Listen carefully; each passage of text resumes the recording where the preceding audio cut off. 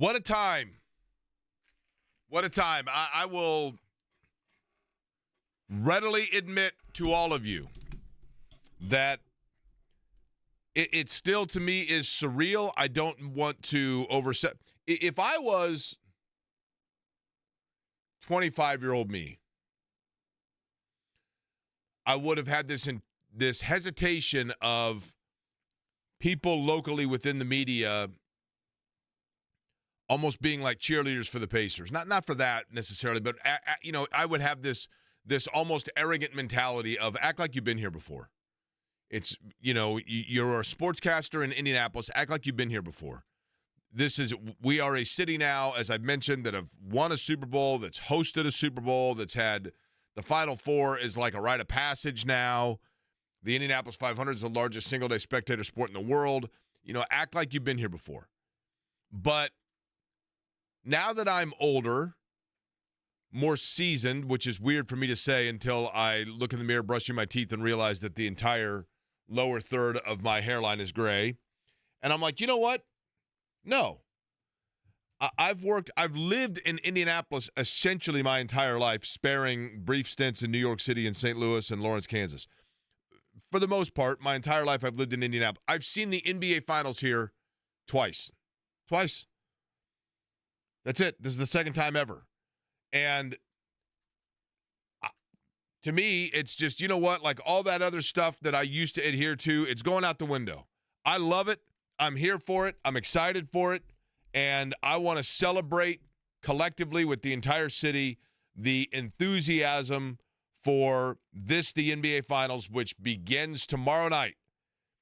I'll be at El Emporium, by the way, watching the NBA Finals, courtesy of our friends from Mick Ultra Zero, beginning at 7 o'clock. The El Emporium in Fishers, mind you, which is fabulous. Hermanaki wings, Mick Ultra Zero, what's not to love? Jake NBA Query. Finals, me, my cologne.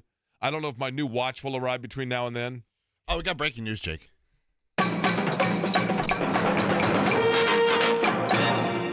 Eric Corgi.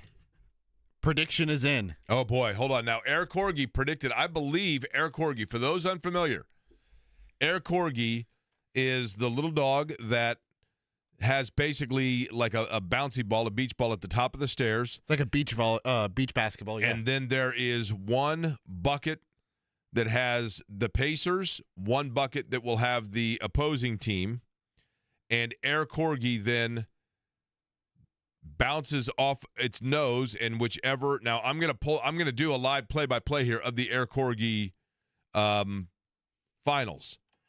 Here it is. Eric Corgi, game 1 going to the Indiana Pacers. Eric Corgi, game 2 going to the Indiana Pacers. Game 3 goes to Oklahoma City. It's now 2-1. Game 4 goes to Indiana. They're up 3-1. And then Oklahoma City, 3-2. Now we go to game 6. And the Indiana Pacers from Eric Corgi, who has been like incredibly accurate. Eric Corgi says your Indiana Pacers are the NBA champions, winning it in 6 games, which means at Gainbridge Fieldhouse, right? That would be correct.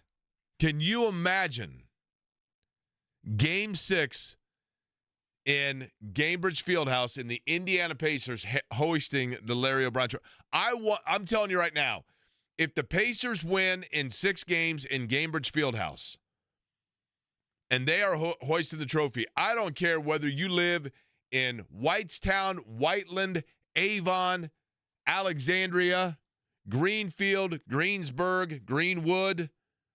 I don't care where you're from. You are getting in that car, and I don't care how long it takes you to get there. We are going to celebrate en masse from Gainbridge all the way across Georgia, up Meridian, to the Circle. I mean,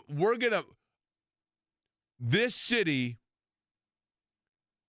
will be in such a euphoric mood that let's just give everybody a spackle and some spatula, and we'll fix the damn steps on Monument Circle on our own, just to have a parade there, just to have a stage, right? Let's go.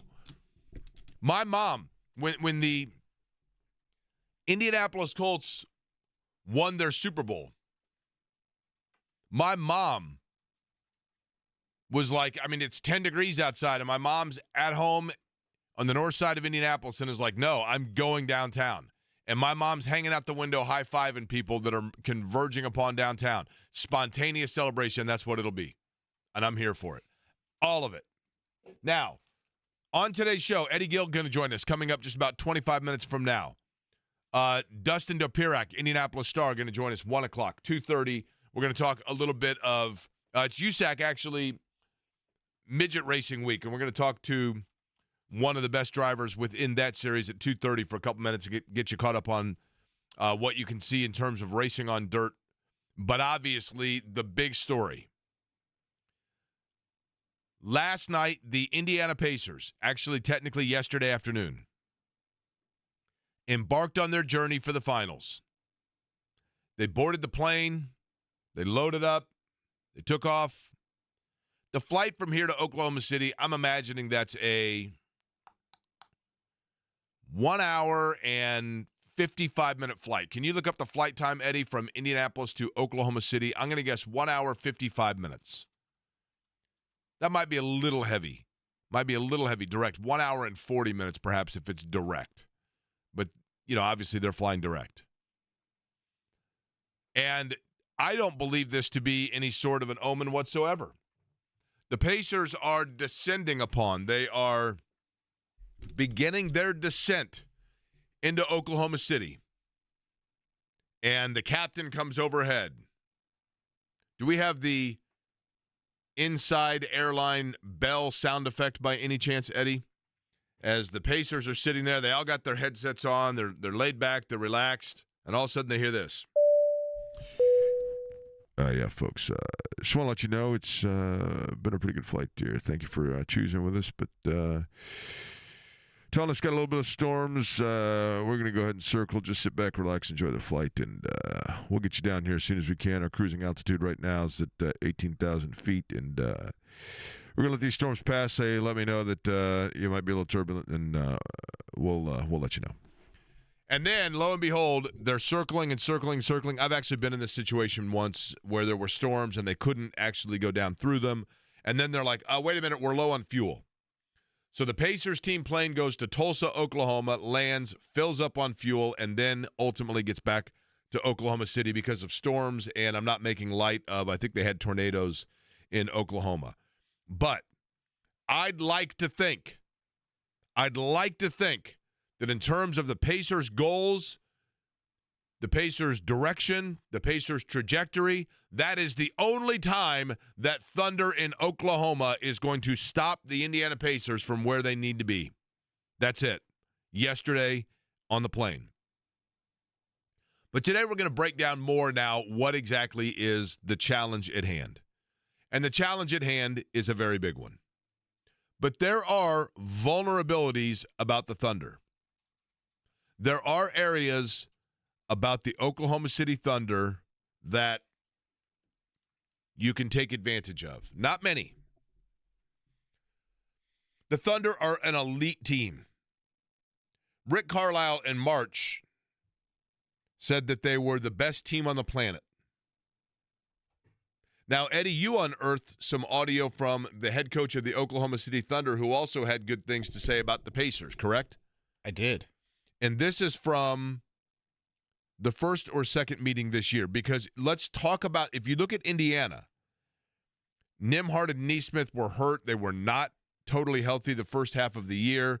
I think people had concern and frustration over that. And then it all started to come together. And if you look at what the Pacers have done since January, they have been, and this is almost like the perfect way of doing it, because they put together this incredible run and the way that they have gelled together and playing a way that they wanted to play. And give all the credit in the world here to Rick Carlisle, because Rick Carlisle and Kevin Pritchard and Chad Buchanan, they made the decision when they moved on from Domas Sabonis, who's a fabulous player, but that was a half-court, pounded inside, offensive-minded set that they were running. And they made the decision when they saw Halliburton play and they saw Nembhard, you know what, we're going to – this is a copycat league. It always has been. And you've always seen, like for a while there, it was, you had the Showtime Lakers, and people were trying to catch up to that. And then the bad boy Pistons and the physicality of it. And Pat Riley went to New York and said, we're going to be physical like the Pistons. And you couldn't replicate Jordan, but you could try to out-physical them to get where you need to go. And then you had the build-it dynasty by going out and buying the talent and bringing it in and getting a big three era that you had with LeBron and Bosh and Wade. And then everybody else was trying to do that. And the Warriors did it somewhat also through the draft, but that was the Splash Brothers. And now everybody's like, we got to just get a team that has guys shooting threes from everywhere, and everybody's hitting threes. And then the Indiana Pacers came along. And Rick Carlisle and Chad Buchanan and Kevin Pritchard looked at it and said, we're going to play fast. And the Pacers have been playing fast. Oklahoma City is elite defensively and is the one team that might be able to corral that. And the numbers would indicate that Indiana may have to find other areas of expertise scoring-wise because of the way Oklahoma City defends them. But there's vulnerability with Oklahoma City. But Oklahoma City is well aware of what the Pacers bring to the table. Because even though, Eddie, they lost to them, the Pacers did twice to Oklahoma City this year, correct? They did indeed. And the game in Oklahoma City, if I'm not mistaken, and I'm going off memory here, was not necessarily that was the one of the two that kind of got away from them, right? In what aspect? Because they were leading in the first game and they ended up losing because they get outscored by like 17 in the second half, and then in the second meeting, that was when they were pretty much been over. The second one was here. First game was here. Second game was in Oklahoma City. So that's what I'm talking about. So the one that, at any rate. So take me through the audio that you unearthed yesterday about the Pacers from the Oklahoma City perspective. So I remembered when the Pacers were playing Oklahoma City. This was the second meeting in March. Okay. It was leading up to the game. Mark Daigneault was doing his pregame media availability, and people were just talking about the Pacers and whatever and how well they were playing. And this is what he had to say. Their guys play with a lot of freedom and looseness in a good way. Their guys all play to the top end of their confidence levels, and that's in the water there. So they're one of the best teams in the league. Over the last couple months, they're going to be a really, really hard team in a playoff series. And they're a really, really hard team to prepare for. You can talk about, how the game's going to feel, but then it's different when you get out there. I thought we experienced that when we played them in Indiana. It took us a long time to get a grip on that game. So they're a really respected opponent. Okay, interesting there. And fairly telling, right? A little bit of foreshadowing. And what Oklahoma City does defensively that's going to be a challenge for the Pacers is this. They have the ability to keep Tyrese Halliburton kind of in a box. And I don't mean that means they're playing a box and one or they're trapping him or doing to Tyrese Halliburton what Jalen Brunson had done by Indiana. I just mean figuratively, they can kind of keep him under control. The Indiana is elite in the NBA in terms of their ball movement and the number of passes per possession, the number of touches before score, the amount of time, they score quickly, right? And then, but once they get into if they are not able to score in that transition, because what the Pacers like to do is Halliburton gets either the inbound or, for that matter, if it's a defensive rebound, and I've said this before, he's looking up the floor and instantly he is determining. He's either quickly getting it across the midcourt line or he's making a long entry transitional pass, typically to a Siakam, maybe to, say, Nesmith, and they're then making a quick determination. We're either going transition basket or we're bringing it back out, and then we're running this kind of motion weave where the ball moves so fast that it's dizzying to the defense. But what Oklahoma City has done, and they are very good defensively at every position, what Oklahoma City has done is when the Pacers have tried to do that, Halliburton is the one guy that they clamp down on and get right in on him, and they stifle what he is able to do and the fluidity with which he's able to move. And that stalls Indiana's offense to an extent. Now, it still makes them very good offensively, but not to the level that they were able to play, at least typically speaking, against certainly Cleveland for the better part of the New York series and Milwaukee, and then, the second half of the regular season. But here is the real trick. Here is the real, I would say, like kind of diamond in the rough of all that Indiana can and I would anticipate will exploit. And it's the number one thing I'm looking for, certainly in the first half of game number one. When you think, Eddie, I want you to envision Eddie Garrison, and those listening, I want you to think about a Pacers offensive possession, okay? Okay. So you've got Halliburton up at the top, and he's dribbling the basketball, and then you've got Siakam and Nembhard kind of in the mid-range, and then Miles Turner flashes up, and you begin your entry point, and now you're doing that rotation of the ball going throughout, okay? And ultimately, it results in a three-point attempt. Give me the two players most likely after this that the three-point attempt ends up finding and where they're shooting the basketball. When you were describing the possession, the one player you didn't name was Aaron Nesmith. Okay. The other would probably be Miles Turner. Okay. Where would they be shooting the three from most likely? If I had to guess with Turner, if they're doing all that, he's either going to be at the top. Right. It'll be after he sets a screen on whomever's defending Correct. Tyrese, would be probably Lou Dort.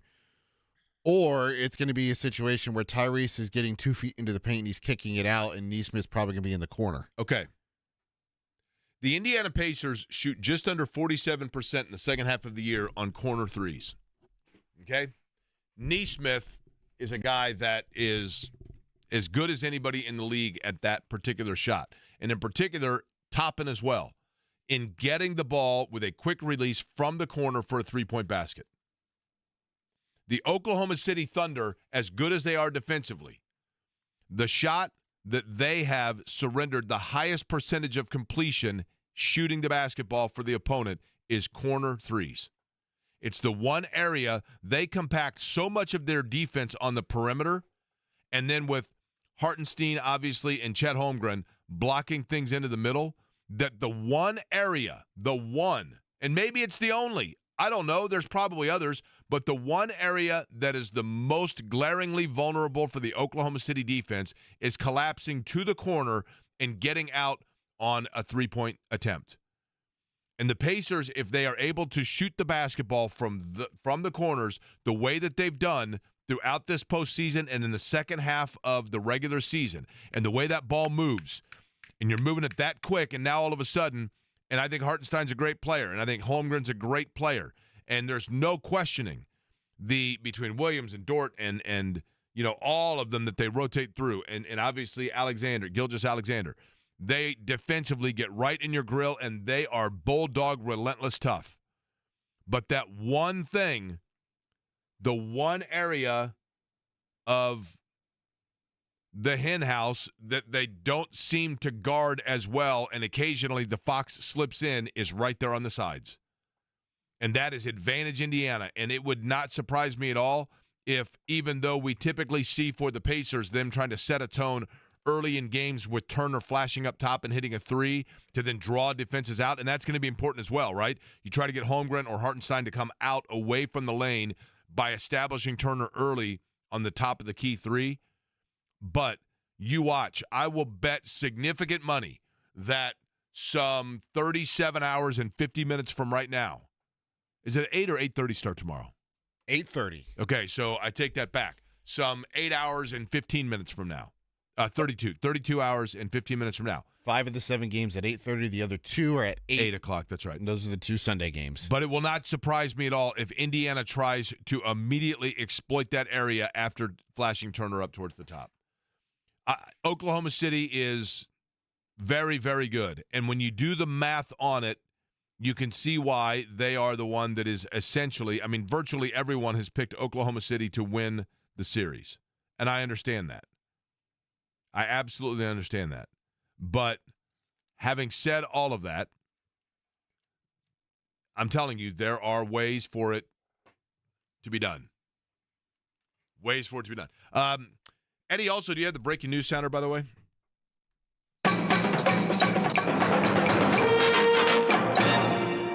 Your only friend, Alec, is apparently interested in seeing other people, just so you know. Oh, really? Mm-hmm. He just texted me a little bit ago. Louisville and Kansas are playing an exhibition at the KFC Center in Louisville, Kentucky on October 24th to kick off the college basketball season.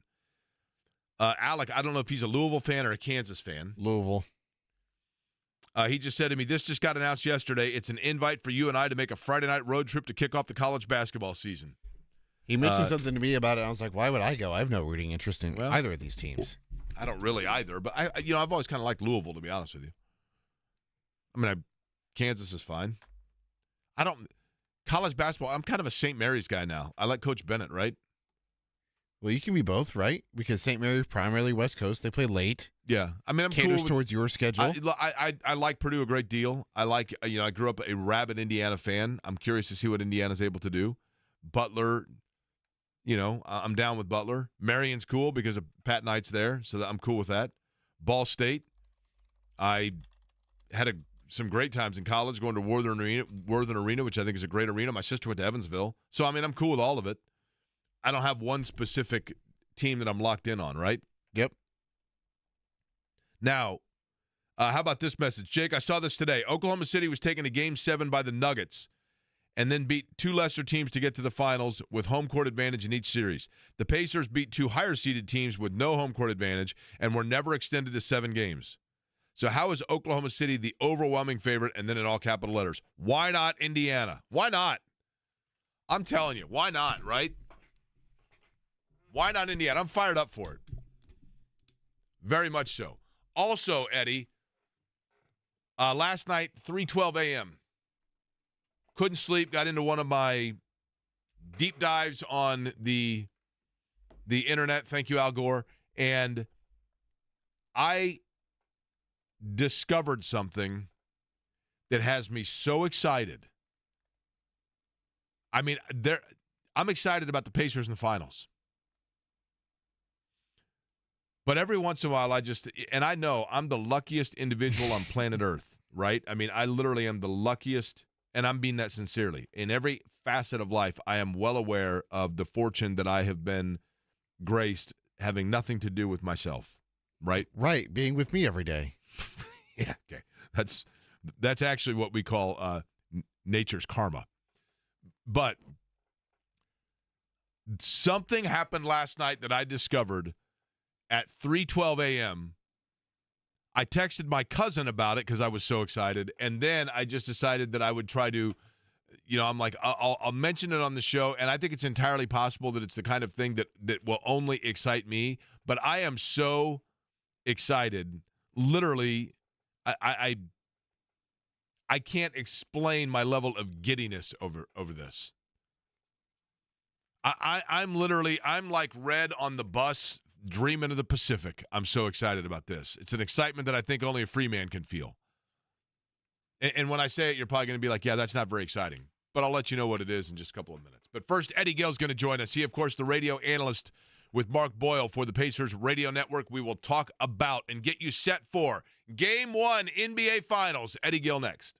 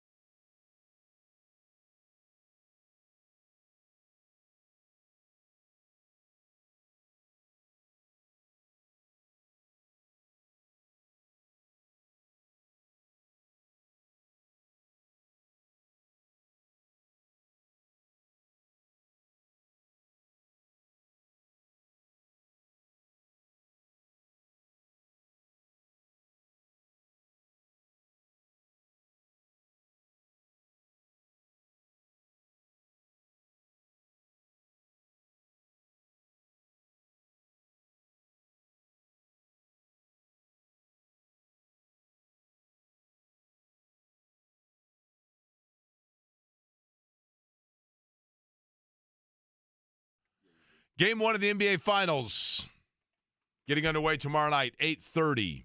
Again, Ale Emporium and Fishers is where I will be for some Mick Ultra Zero viewing party. Look forward to seeing everybody that comes out. We had a lot of fun, even though the game result was not what we wanted in game. What game would that have been in New York? Game 5?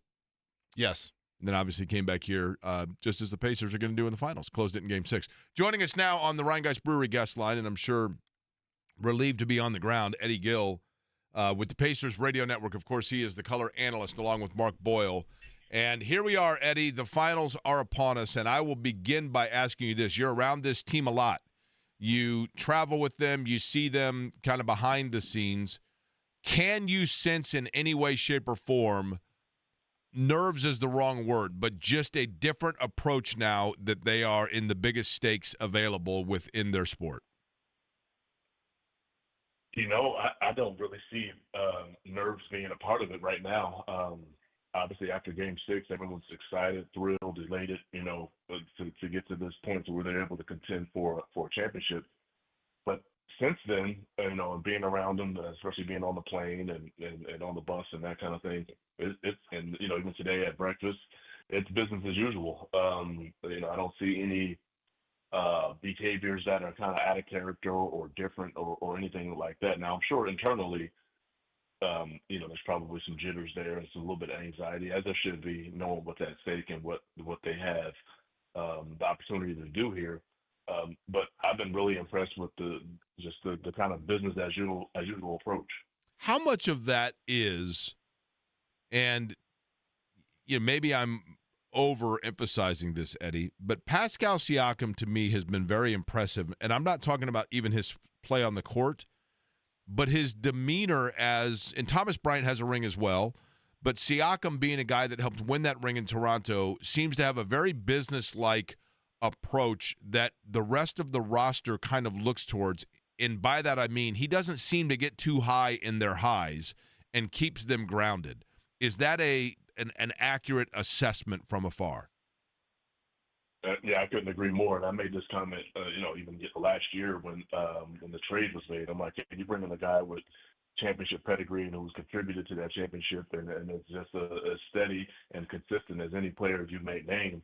And they definitely feed off of that. I think, his leadership has been great. His disposition is always the same, no matter what side that they're on, or if they've come out of a game where they've played poorly or whatever the case may be. He goes out with the same approach, and this team has done the same thing. I think Andrew Nembhard is another guy who had that same type of disposition, no matter what's going on out there. It's about going out there and taking care of business, and ultra high belief in self, and they go out there and execute. Eddie, take me through the flight yesterday, because I saw the reports. We all saw it. And this happened to me once on a commercial flight where there were storms, and so they're like, yeah, we can't land. And you start just circling for a while, and then you're like, you know what, we're actually out of fuel, so you start going somewhere else. How obvious was it that something was awry, and how long did it set back the travel for the Pacers? Yeah, I mean, hour and a half, hour and 45-minute trip, ends up turning into over 5-hour trip. Now, I will say when we first got into the Oklahoma City area, yeah, you could tell that you were circling a little bit, and the pilot was great about getting on and communicating, letting us know what was going on. I will say the turbulence I thought was to a minimum. I mean, there were some bumps, but he definitely kept us out of harm's way. At no point did I thought, man, hey, we were in trouble. And I've been on, to your point, I've been on planes where I'm like, man, do I need to make a phone call or try to send a text message or what? Because the plane was bouncing so severely. I never felt like that. And then, we went and so we ended up going to Tulsa, and yeah, we had to get fuel, and we were probably there for another hour or so. But overall, there's first world problems, right? We were there. The trip was a little bit longer than we would have liked, but we got here safely, and then that's all that matters. Really. Is that it's funny, Eddie, because I think that we take for granted, or we just we look at an NBA schedule and we're like, oh yeah, they play Washington, and then 2 nights later they're in Atlanta, whatever. You forget about all the flights that take place, and some people hate flying because they're I guess you'd have to get used to it, but how common is it actually from when you were a player where you have nightmare travel? Yeah, I mean, it happens from time to time. Definitely, there's delays, or especially when you think about the winter in the Midwest and out east. You're dealing with, there's a potential of having some sort of delay is always there. But in large part, the pilots and I think all of our flights, they do a great job of obviously safety first.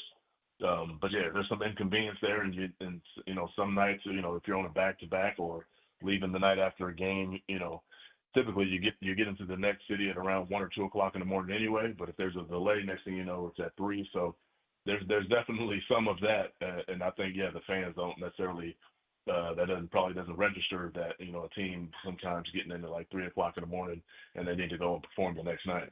Eddie Gill's our guest. He's on the Rhinegeist Brewery guest line. Eddie, with this particular matchup, have you been able to kind of get a sense of, or maybe in looking back at the first 2 games with Oklahoma City in the regular season, areas that Indiana might try to deviate a little bit or create a different look about themselves to throw Oklahoma City off guard? Is there anything that can be tweaked or changed? Or is this you push in and you take your shot?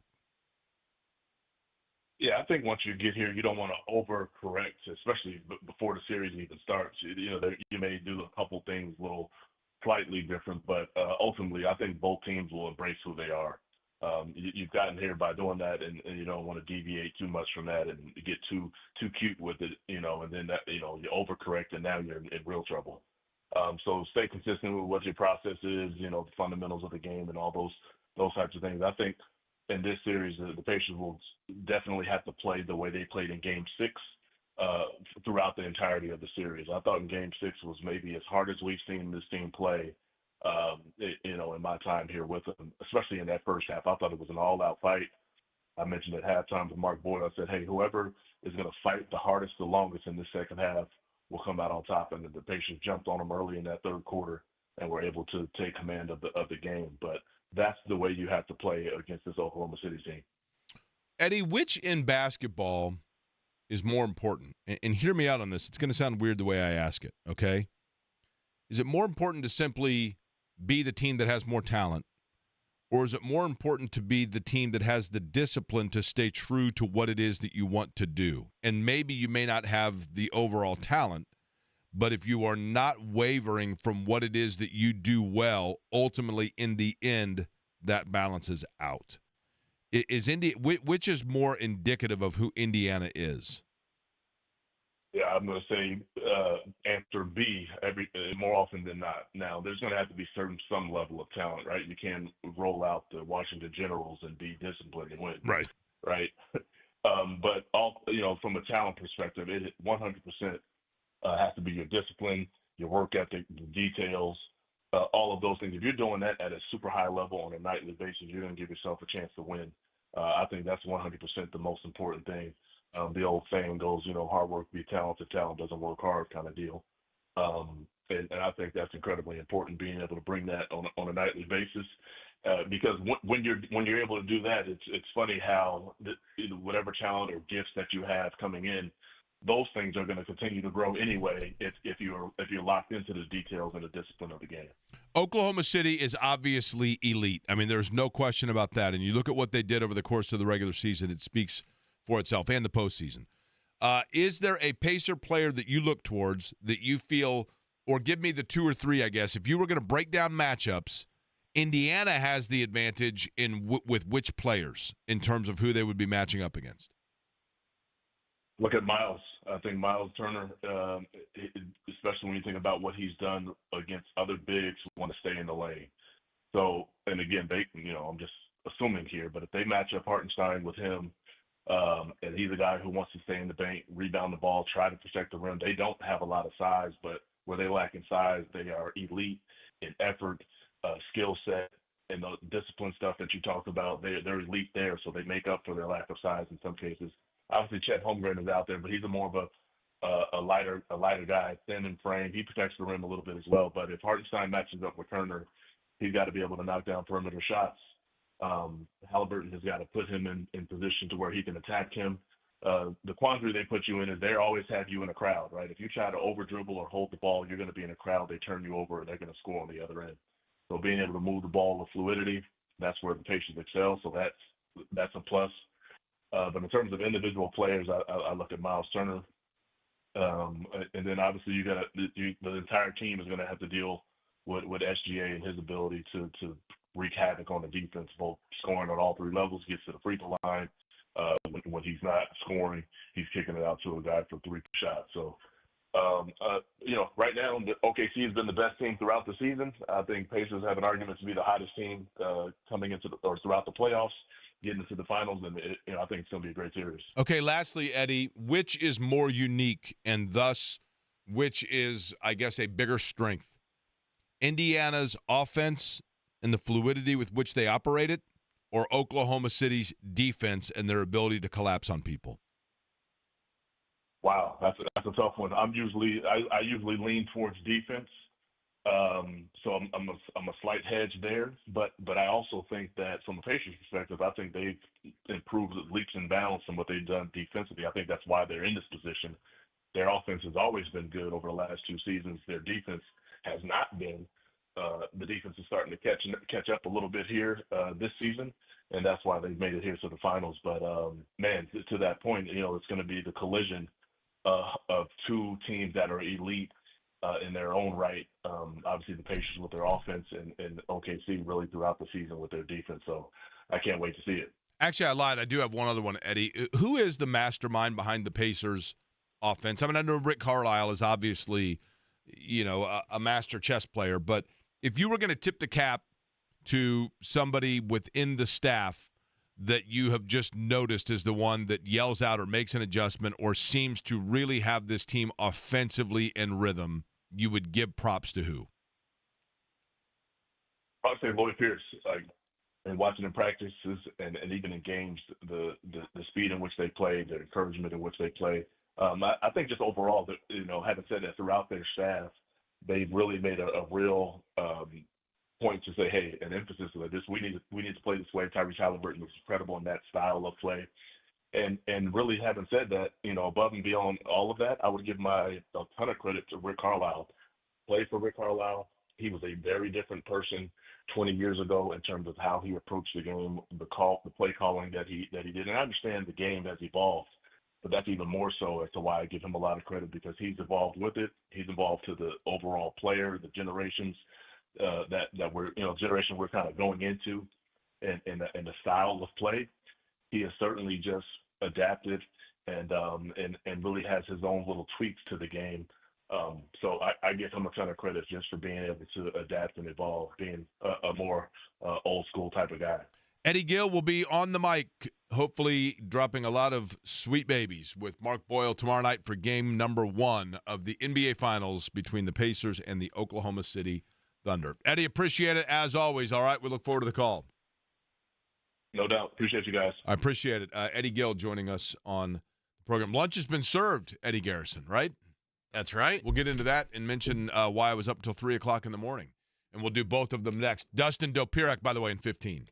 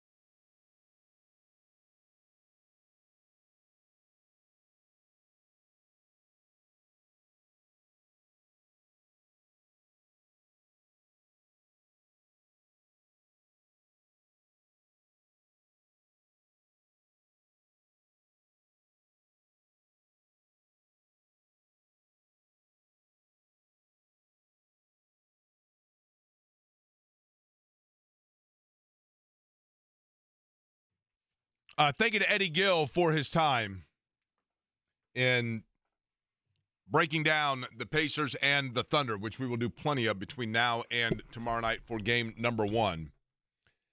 Evan Sherrill of Cluster Truck is here, and he is decked out. Only Boomer is wearing more Pacer gear today, which I love. And Evan brought us lunch. Now, I went with the spicy chickpea sandwich, right? Yep, the spiced chickpea wrap. Which is, I mean, it's really good. That's a healthy one, too. Well, that's, listen, this kind of sexiness doesn't just happen organically. You know what I mean?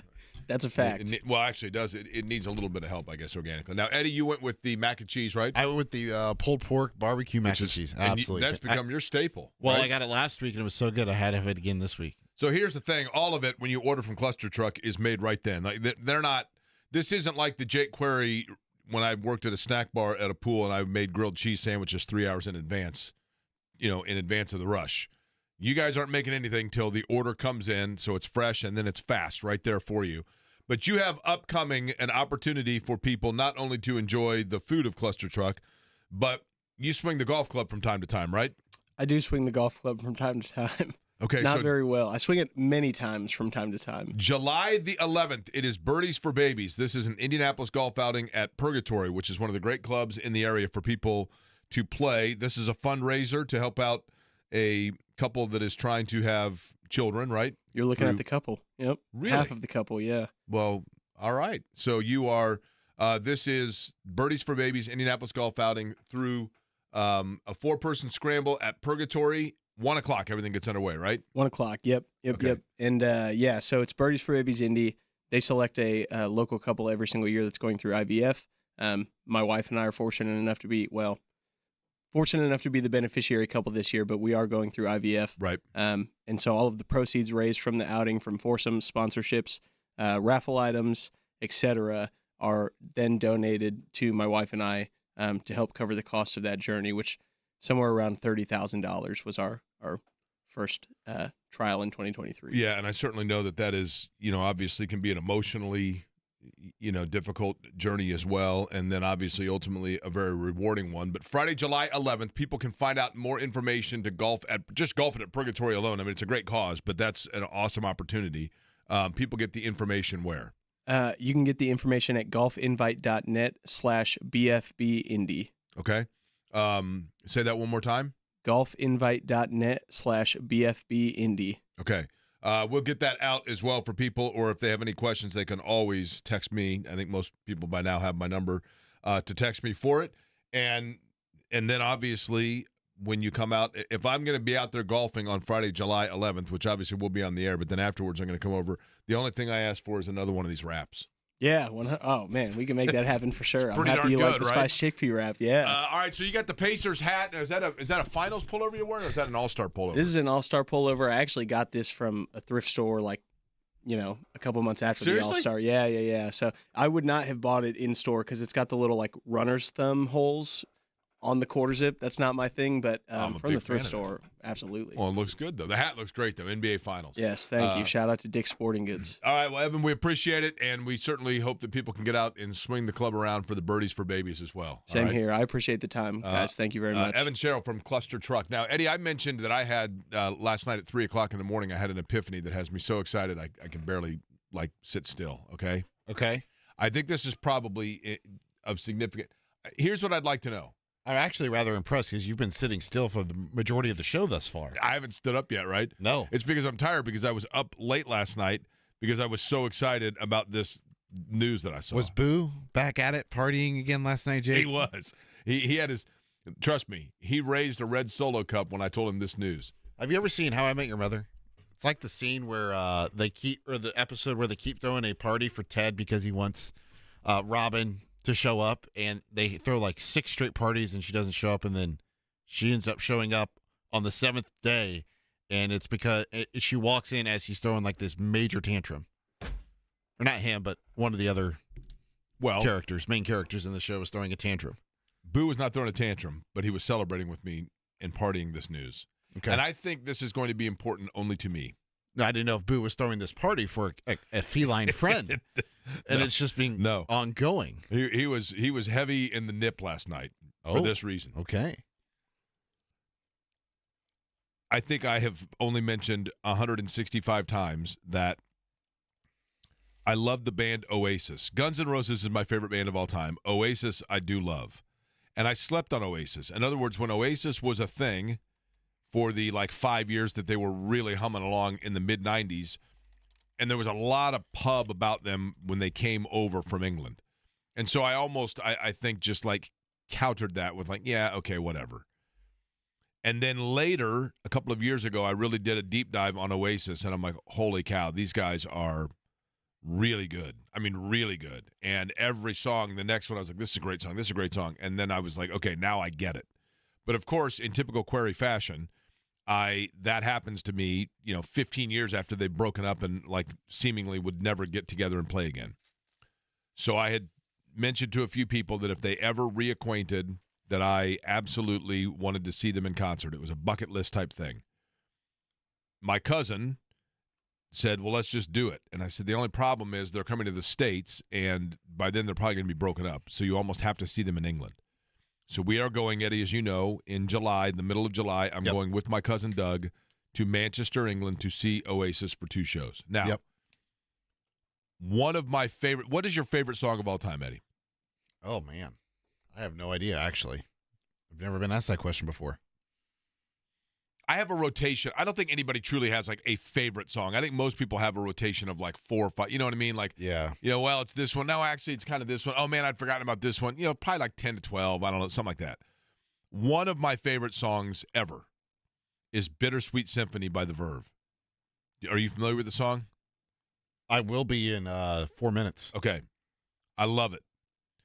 And The Verve, which was never I mean, they're kind of in that same genre, but never breakthrough. Anyway, they broke up 15 years ago.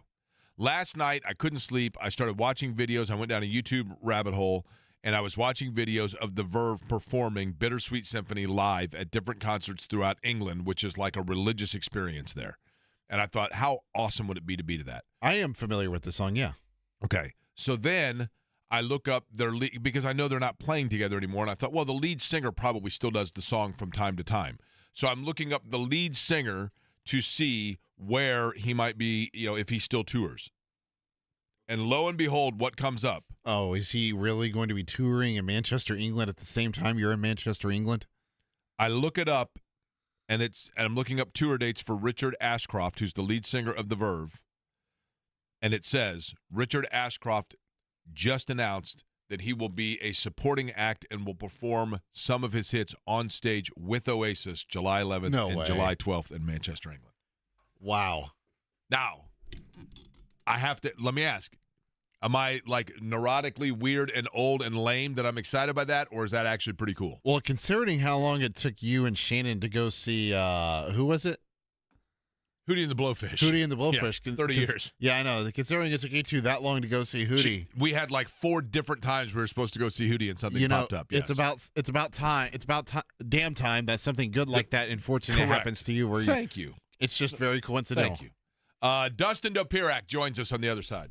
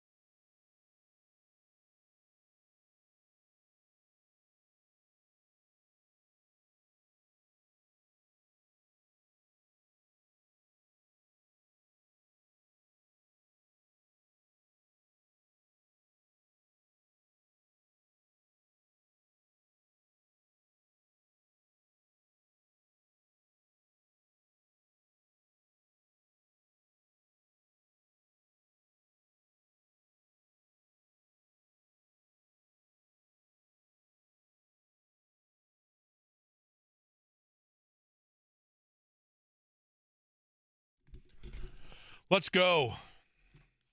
Hoping it is all symphony and not bittersweet. The Pacers into the NBA Finals, taking on the Oklahoma City Thunder. Game 1 will be tomorrow night, 8:30 tip out in Oklahoma City. Joining us now on the Rhinegeist Brewery guest line, he is our friend from the Indianapolis Star, Dustin Dopirak. Joining us. And Dustin, I'll begin with this to kind of, I guess, parlay off what Eddie Gill and I were talking about. When you have talked to the Pacers going into this series and the conversation in terms of the things that they are focusing on going in, do you get the impression that they are more focusing on fine-tuning what it is that they do or finding nuance within Oklahoma City's vulnerabilities and trying to exploit them? I mean, I lean the first one just because I don't think they see a whole lot of vulnerabilities. I don't think they look at that team and see a lot of holes that you're trying to exploit. I think back to March, covering that game, I don't think there was a single team all year that the Pacers spoke with as much reverence as they did them. They came out of there and Rip was like, "That's the best team on the planet." That was his quote immediately after, and I had a good, fun, kind of entertaining but enlightening conversation with Halliburton afterward. Joel Lorenzi, who's also the Oklahoma's guy, was an intern for us, and Joel and I just asked Tyree some questions about them and just how much respect he had for the Thunder, Shea, and everything else. I don't think they look at it and say, "Well, there's this hole you're going to exploit." They look at it as like, "Well, they've got everything you need, but you've got to keep playing." And so like, you don't let them just not play your game, but you have to do to them what it takes for you to play your game. I think the important thing, obviously, one thing that stands out to me is they've obviously got to find a way to peel against Dort off of Halliburton. That's got to be really key. If they're going to play the way they want to play, if they're going to play tempo, move the ball, and get him going downhill, like they have to be screening Luke against Dort well, because Dort's just going to hug him and get up all in him, and that's going to be very difficult because Dort's, I don't know, he's got like 50 pounds on Halliburton, and that's a very physical matchup, and Dort made him feel it last time. But last time they got him at least going a little bit. The first time they played, I think he only had 4 points. He got going for I think 18 in the second one. So they're just gonna that's kind of their. They have to play their way. I think that's one thing they really learned from the Knicks series is that they can't slow a game down for time and score reasons or anything like that, or feel like they've got a lead that they've got to slow down on. They've got to look at it as like they've got to run and they've got to push it. And they've obviously got to keep in mind the Thunder's strengths and what they have to avoid. The trouble they have to avoid. They cannot turn the ball over because that's where the Thunder really, really gets you. But I think it's less. It's avoiding their strengths but still playing their game. I think what they're doing. But I don't think there's a vulnerability that they're really looking for. The one area in particular, if you look at not just this year but last, Oklahoma City has been effective in kind of boxing up Tyrese Halliburton. Is it fair to say that Halliburton, if there is a franchise that has been maybe not completely his kryptonite, but certainly has slowed him down, it has been Oklahoma City? Yeah, it's one of them, and I guess that's the other thing. It's like calling it kryptonite. It means like there's kind of like an insidious force that you don't see. Like you see the force. It's Luke against Dort. He's 6'4", 220. He's built like a fullback, and Tyrese Halliburton is not at all built like a fullback. And so it's tough, I would say Dort is the toughest guy for him to escape because he's the opposite of him, the way that he's built. He's just big, he's physical, and they let you hug the best player in the game. And every team in the playoffs is doing this basically. So like nobody can claim any kind of righteousness here. But I think you watch these games in the playoffs, and so many times you're seeing the best player, the point guard, the lead guard, whatever, being hugged by the opposing defender. The Pacers do it, the Knicks did it. They're doing it with Shea. It's and that's what it is. And so it's difficult for Halliburton to get away from him because he's a big dude. So I think that's it. That is, I think Dort's just one of the best two or three perimeter defenders in the league. Obviously he was first team. The other two first team guys were Amon Thompson and Dyson Daniels, the other two perimeter guys. And I think those are that fits pretty well. Those are three of the best defenders in the league. So it makes sense that this would be the toughest guy for him to deal with. It's like sort of like in a video game. It makes sense that Luke against Dort's the final boss. It is. Not only is he really good, but he is particularly the opposite kind of body of Halliburton and the type of guy that he would have problems with. So it would make sense that if he's going to get a title, he's got to go through Luke against Dort. When I look back at the 2000 NBA Finals, where the Pacers and Lakers, 6 games, and in that series you had your usual cast of characters. And Austin Crosher was a guy that really kind of emerged for Indiana, got a big contract out of it, as a matter of fact. And oftentimes you see in a playoff series, the team that wins has a player that wasn't one that was earmarked going into it as a breakthrough guy, but yet things just came his way. That player for Indiana could be who? Aaron Neesmith. I mean, I guess he's already that. Like, it's weird to talk about it because these guys have been so, like they've established that as their culture already. That you have these guys that nobody knew before that have made big plays. But I do think like one. I guess to go back to your previous question, one vulnerability that somebody pointed out is they've given up corner threes the Thunder have, and Aaron Neesmith's really good at hitting corner threes. And so like just being a workhorse type guy, just being a guy that gets after it, like. Those guys tend to shine in these moments because you don't, like most people don't notice them over the course of a season because, I mean, like you kind of just look at whose stats stand out and stuff like that. If you're not following one team very closely, you don't notice the guy that stands out and does all the dirty work and the little things, and those guys tend to shine when it comes to the finals. Obviously, if you're a Pacers fan, you know about Aaron Neesmith, but the world, is just figuring him out at this point. And I think that he fits that kind of mold, I guess. And I think if he hits some big threes, I think that's one of the biggest things the Pacers need to do because it's not going to be easy to score at the rim around Chet Holmgren. They're going to have to hit some from outside. That's going to be their best chance of getting into this, playing fast and hitting threes. And Aaron Neesmith plays fast and hits threes, so I think that he does have a chance to really stand out in this series. Obviously, Nemhard does too. And again, it's weird because you're thinking, like those guys don't necessarily stand out. Wouldn't be breakthrough to Pacers fans because you're like, well, they're already there. But those would, like as would tend to be the case, those guys are unheralded to the rest of the country, and I think they have a chance to make a really big impact on this series. Dustin Dopirak of the Indy Stars, our guest. He's on the Rheingeist Brewery guest line. Rheingeist, by the way, Truth IPA, one of their better beers. Cincy Light also, and we're getting the truth about the Pacers and the Thunder here in the NBA Finals. Dustin, you've been around this team all year, and this was not a team. Coming off of last year, there was expectation about them. You had injury at the beginning of the year. Going back to the 2024 aspect of the schedule, I don't know that a lot of people would have seen them as an NBA Finals participant. When did you, if at any point, did you notice a calm confidence about them where you got the impression, you know what, these guys seem to be just fine with where they think they can be? There's kind of multiple answers to that because I think they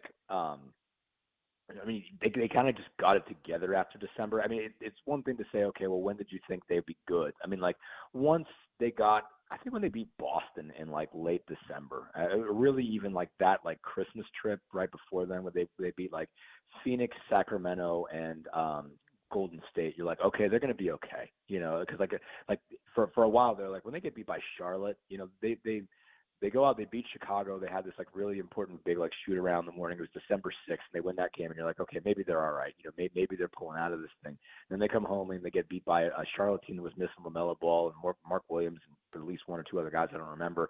But you're like, man, how do you lose that game? These guys might be in trouble. And then they come back, and so they had that NBA Cup sort of break where everybody who doesn't make it gets to practice.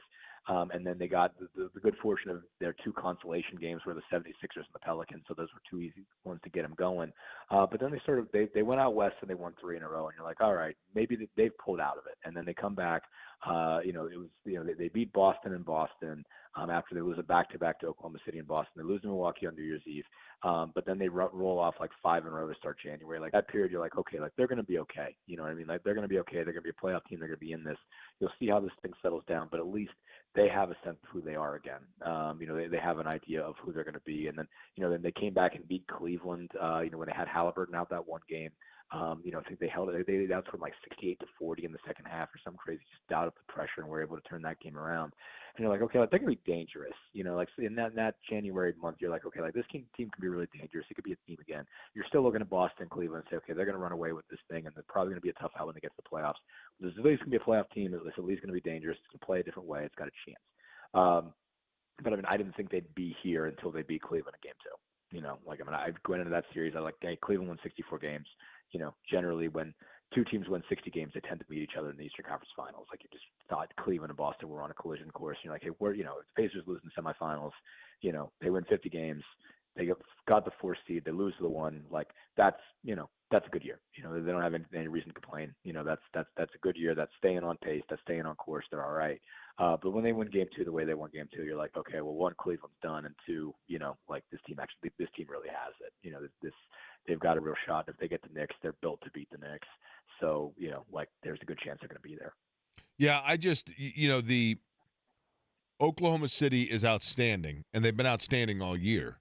And you look at the Pacers, and it seemed like now the joke was on all the rest of us, right? Because I think we dwelled too much on what they weren't doing for the first 3 months instead of focusing on what they could do because they didn't have everybody together. And then, you know what I mean? Like it just and I don't know Dustin, when did this, look, I'm at every home game, right? I mean, you would think that I would have noticed this happening before my eyes, but I guess if you had the spreadsheet on it, their offense really kicked it into gear of being almost like generationally elite. At what point? Has it been this way all year and we just didn't notice it? Or was there a magic moment? I think what's funny is it's not as good as it was last year. I think that's what's kind of weird to, like, in your mind's eye, figuring like when did this become a thing is awkward, because you look back at last year's offense, and then there's some ways that like a number of pieces are better last year than this year, and so that makes it kind of weird to figure. But so remember, like last year's team finished 6th all time in scoring. That's the 6th best scoring figure of all time, and that's the best in 40 years. Like 4 of the top 5 that are above them are like Paul Westphal Nuggets teams for the early 80s, and there's no one else since then that scored as much as they did last year. And so like they were, and they were 2nd in efficiency to Boston, and they weren't at that level all year. And you didn't see them stack 130s the way they did last year. They had a couple pieces that that worked better offensively that they didn't replace. Buddy Hield obviously is a generational shooter.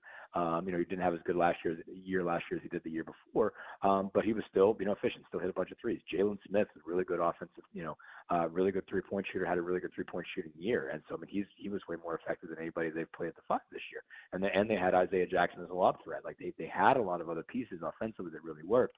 And really the second unit, if you take last year's second unit at any given point in time, it probably beats this year's second unit. But what you see when you get into the playoffs is the theory. You see the theory of the case, like, because the theory of the case is pressure and running and wearing you down. Like when they really kind of started laying into this idea of the wear down effect, if you're like, this is actually a different equation than they had last year. And they believed in it when it came to playoffs, because they believe once they get you 4 or 5 or 6 games in a row, they wear you down over time. They can wear you down over one game, but more to the point, they can wear you down over 5 or 6. And that's where this team finds its identity. And so if you don't, the reason you don't see it, the reason it wasn't is because like they didn't have that opportunity to do it. They didn't know what it was going to be until it got in the playoffs, and that force has been sort of overwhelming since it's been in there. You couldn't test that, in an NBA regular season, because teams are only seeing you one game and they're going someplace else and they're playing somebody else, and you don't get to get into somebody's legs the same way that they've been able to do in these series.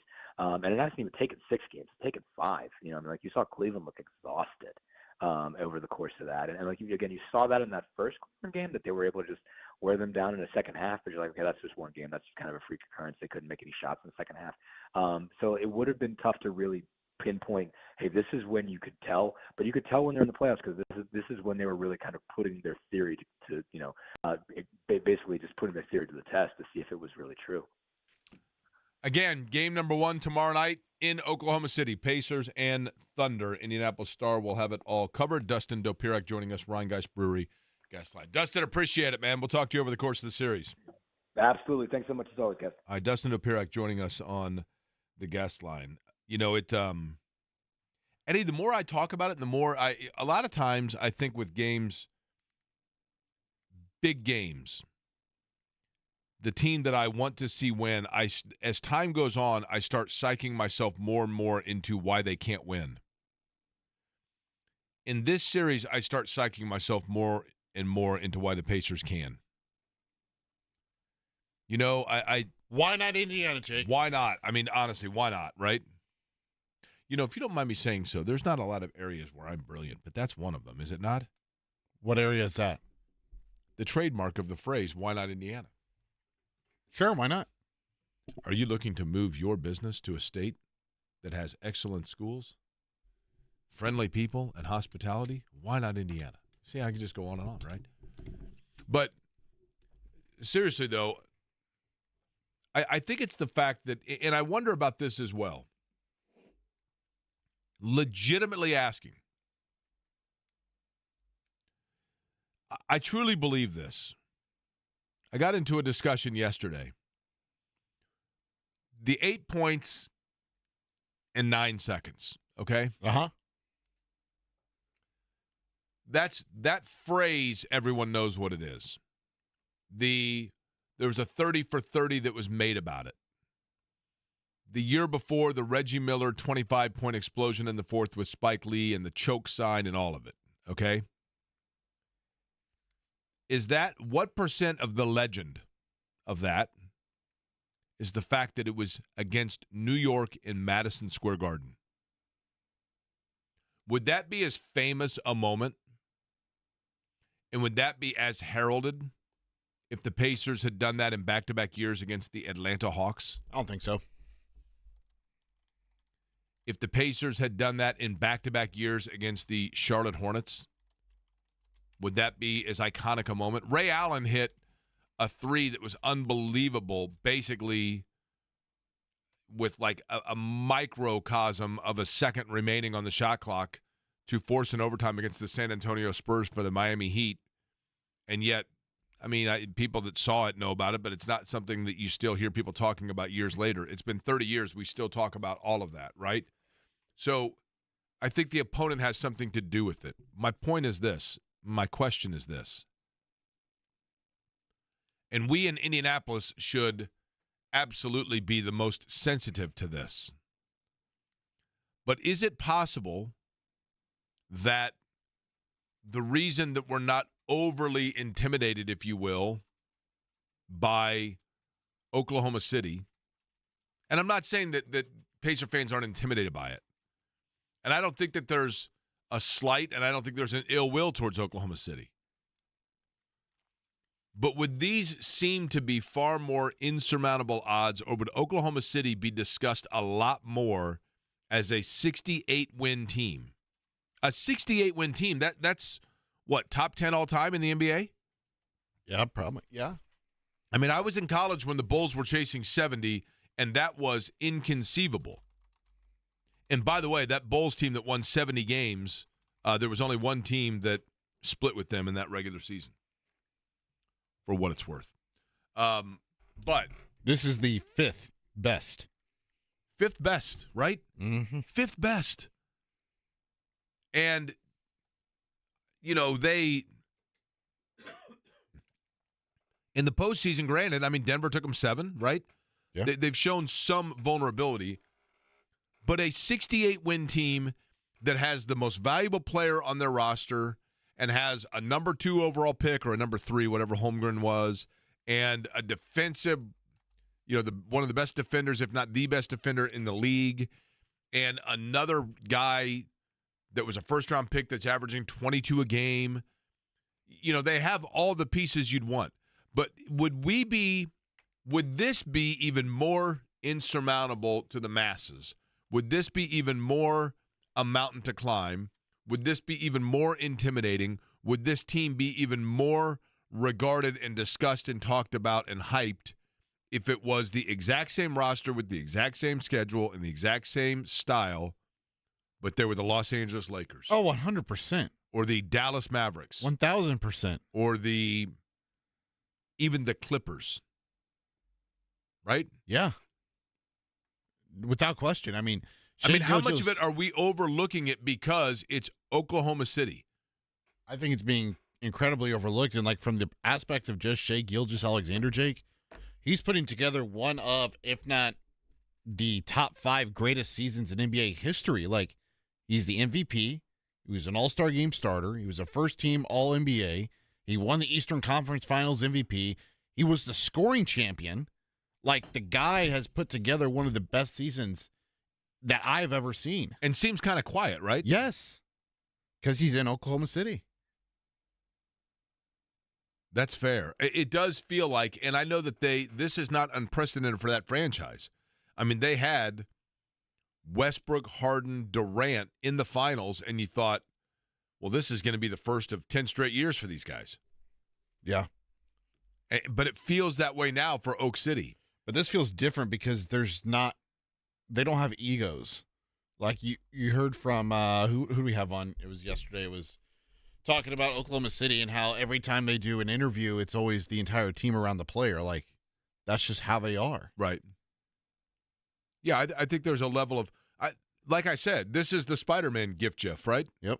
Is it GIF or GIF? GIF. Are you sure? Hold on. No, GIF's the peanut butter, so it's GIF. That's how I remember that. What's the G stand for? Does it stand for graphic? If it stands for graphic or generated, then, although, boy, if it stands for generated, then it'd be J, right?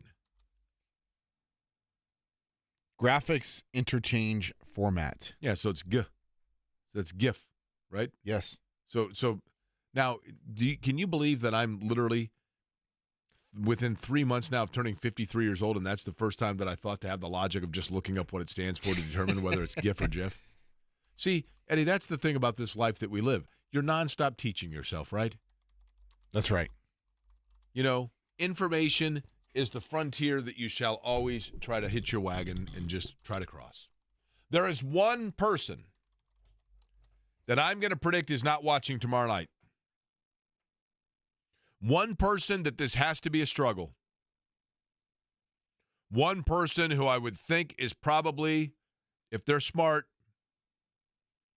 renting a Wave runner in Fiji somewhere and making sure there's no Wi-Fi. Because this is a finals you don't want to watch if you're this person.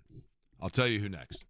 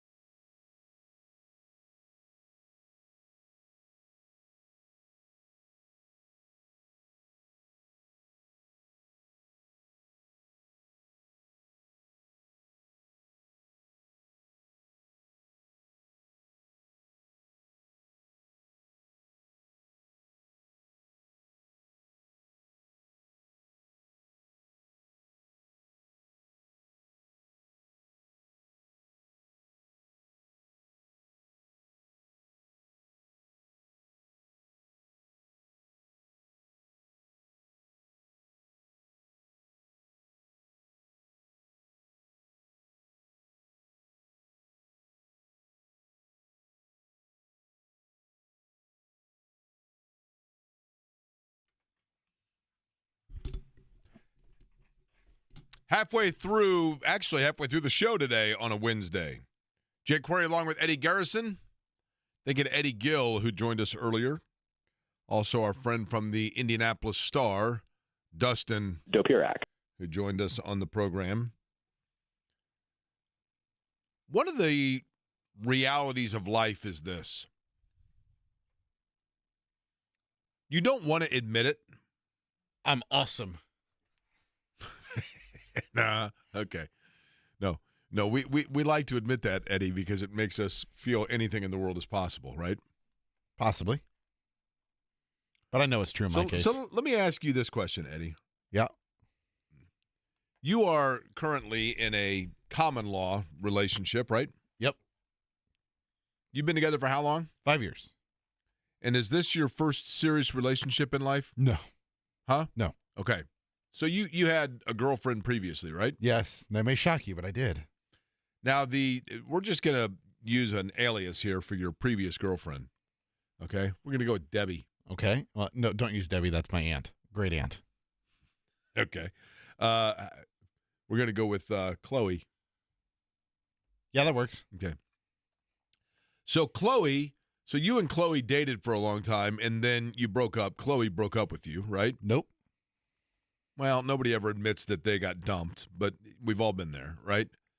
And, or the relationship, it just ran its course, and it's just like, yeah, whatever, and so you break up. Bingo. Okay? You don't dislike Chloe. You have good memories of Chloe. But deep down, when somebody's like, hey, and maybe not now because you've moved on, but deep down, even still, if somebody's like, hey, I saw Chloe the other day. Deep down, you're kind of hoping that you've stayed ahead of Chloe a little bit. You want to make sure that, well, how does, if you don't mind me, how's she look? She looks fine. No, I mean, does she look good or, No, I mean, she's put on a little weight. Relief. Whether you want to admit it or not, one of life's realities is this, and that is that when you go through a breakup, you don't wish ill will on the person that you broke up with, especially if it's one that, was a cordial separation. But deep down, for your own psyche, you have a sense of relief if you find out that, they didn't go on to become Miss America and they won the lottery for $17 million 6 months after you broke up, right? This may shock you, but I'm one person who I could care less if we broke up. Fine, you went on your way, I went on my way, and you're out of my life. I don't care. Okay. I don't keep tabs on my exes. You're not. I actually have maintained friendships with most of them, right? But either way, well, you have an inferiority complex where you need friends. So, Eddie, let me tell you something. I've got friends from all circles and every corner of this world. Matter of fact, I know no strangers. Everybody listening right now, friend of mine, yep. Right? Friend of mine as well. True. But here's my point.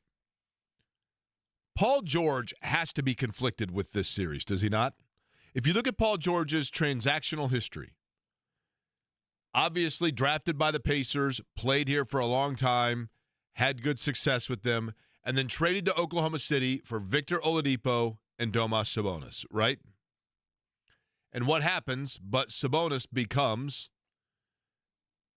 Tyrese Halliburton. So indirectly traded for the centerpiece of the Pacers' success, that they flipped, if you will, Sabonis into Tyrese Halliburton. And then Oladipo,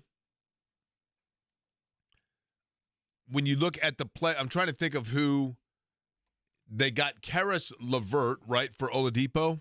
Jake, there's a terrific piece written by somebody on 1075thefan.com that documented all these acquisitions, trades, signings that led to this roster being assembled.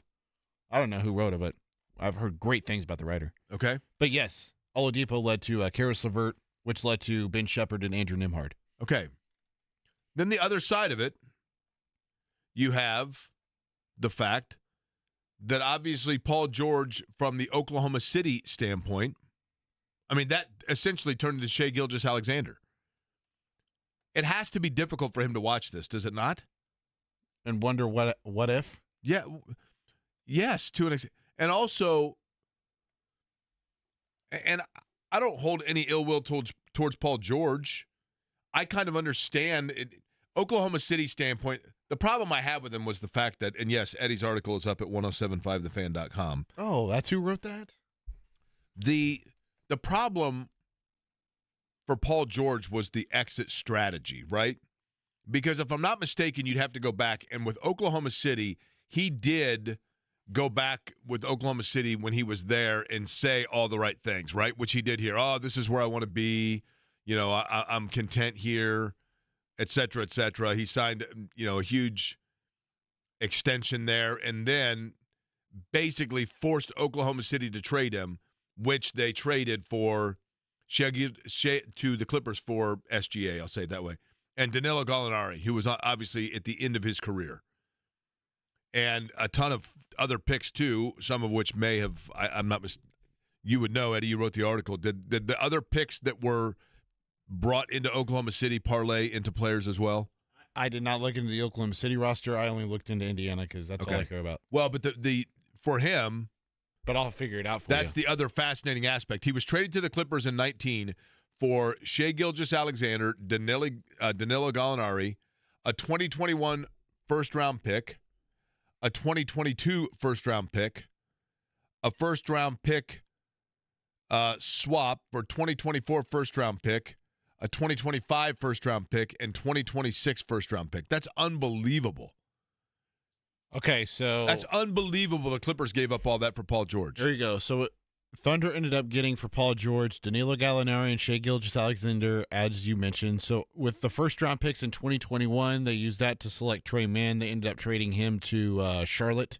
In 2022, their first-round pick was used on now cornerstone alongside Shai Gilgeous-Alexander and Jalen Williams. They did not convey the 2023 first-round pick, and then they selected Dylan Jones in 2024. But they still have picks, don't they? Yep. They still have the 2025 pick swap. Yep. Unbelievable. Eddie, aside from writing articles, was also working last night, correct? Yeah, when aren't I working, Jake? He was doing a little pre- and post-game broadcast. And we will recap what he was able to discuss last night, which was a positive for Indianapolis. We'll do it next.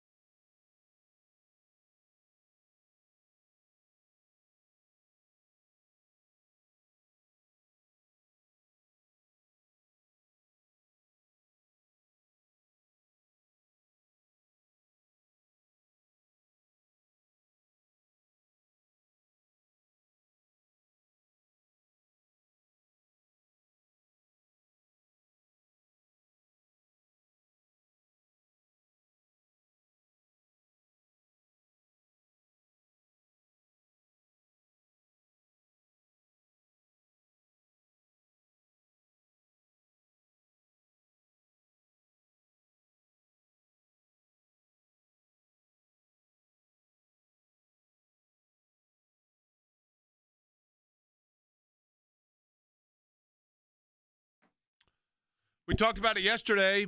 The fact that the Fever, with Caitlin Clark still out, trying to find their way a little bit. They had lost 3 straight. We talked to Debbie Antonelli yesterday on the program, and Eddie Garrison was on the pre- and post-game show for the Fever broadcast last night, and Eddie, wish granted, right, in terms of trying to get back in the win column. That's right, Jake. Debbie Antonelli 1-0 when she appears on the program. Fever are. I think most people just say 1-0, right? I know some people do. Some people also say 1-0. Should I do a Twitter poll on that? Which you more commonly say? We know what the answer is. What is it? 1-0. You think so? Yeah. Okay. But you subscribe to the theory that O is a letter and not a number, right? I don't subscribe fully into it because I'll use O from occasion, but just to poke fun at you, I always say 0. What about this? In basketball, if someone shoots 5 shots and they do not make any of them, what would you say they went from the field? There's 0 of 5. You would not say 0 for 5. I'll mix it up, but right now I'm saying there's 0 of 5. 0 of 5 or 0 for 5? 0 for 5 or 0 of 5, yeah. There's 0 of 5 Why from would you the say 4? 4? Because 4 sounds like it could be a number. 0, 4, 5. Wouldn't you say 0 of 5? Depends on the context in which you're saying it, right? Okay. Tyrese Halliburton is 0 of 5 from the field, or you can say Tyrese Halliburton is 0 for 4. But when his jersey number is introduced at the beginning of the games, he says O. Because it's an ode to him being from Oshkosh, Wisconsin. I did know that. I know you knew that, but there's some people in our audience that may not have known that. Jake? Do they still make Oshkosh Bagosh? You know what? I don't know. Did you ever have anything that was Oshkosh Bagosh? I think it's just strictly kids wear, right? I would have to ask my mother. She would probably understand that. Overalls, Oshkosh. Yes. You might have had some Oshkosh Bagosh overalls. I probably did at one point. Okay, so what did the Fever do last night to get back in the win column? So last night they hit a season high in threes. They hit 11. And then I think the addition of Ari McDonald was very, very on display last night. Sydney Colson was back. She banged up her leg in Friday's game against Connecticut, and she wasn't even on the injury report for last night's game. So she was pretty healthy going into the game, and then she gets a cut or something on her face and has to exit for a little bit. In the first quarter, McDonald comes in, gets a couple of steals, offensive fouls, and I think what they were really lacking without Caitlin Clark up until last night was just someone who can provide a little bit of energy because of how much emotion Caitlin Clark plays with. It was just not there. And last night in the first quarter, Ari McDonald provided some energy, and it got him going, kept him in it, and I thought their on-ball defense was really good. They didn't let Washington get to the basket as much, and I matched their physicality a lot better too. Now, I will say that the one area that was a little concerning last night is they were minus 14 on the glass. They only had 19 total rebounds, one of them offensive. And Washington is not a great rebounding team in terms of giving up offensive rebounds, but they are one of the better teams still somehow. So that was an area of concern, but nonetheless, a win is a win. Kelsey Mitchell, 9 of her 24 points coming in the fourth quarter, and she was really big because Washington did, with a 14-0 run in that fourth quarter, cut it down to a one-possession game, and then Kelsey kind of eased things for them late to get them the win. Chicago up next, right, who they easily defeated to open the season. Right? Yes, Chicago has struggled. They lost their first 4 games of the year, giving up over 90 in each of those, and then they've defeated the Dallas Wings, who are arguably the worst team in the WNBA, each of the last 2 games. But Chicago will have a total week off. Their last game was Saturday, and their next game is not until Saturday, so it'll be interesting to see how that one plays out, because obviously Caitlin Clark, it could be the last game without Caitlin Clark. It sounds like she'll be reevaluated as early as Monday, and then after how that reevaluation goes, we'll see if she's able to get back on the floor.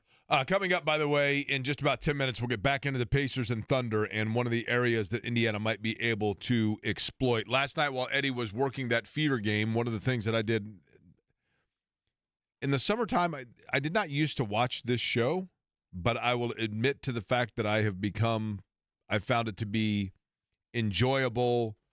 The summer, there's not usually a lot of good television on. Naked and Afraid? Did I tell you about, I was on a flight. Where was I going? This was like 4 years ago.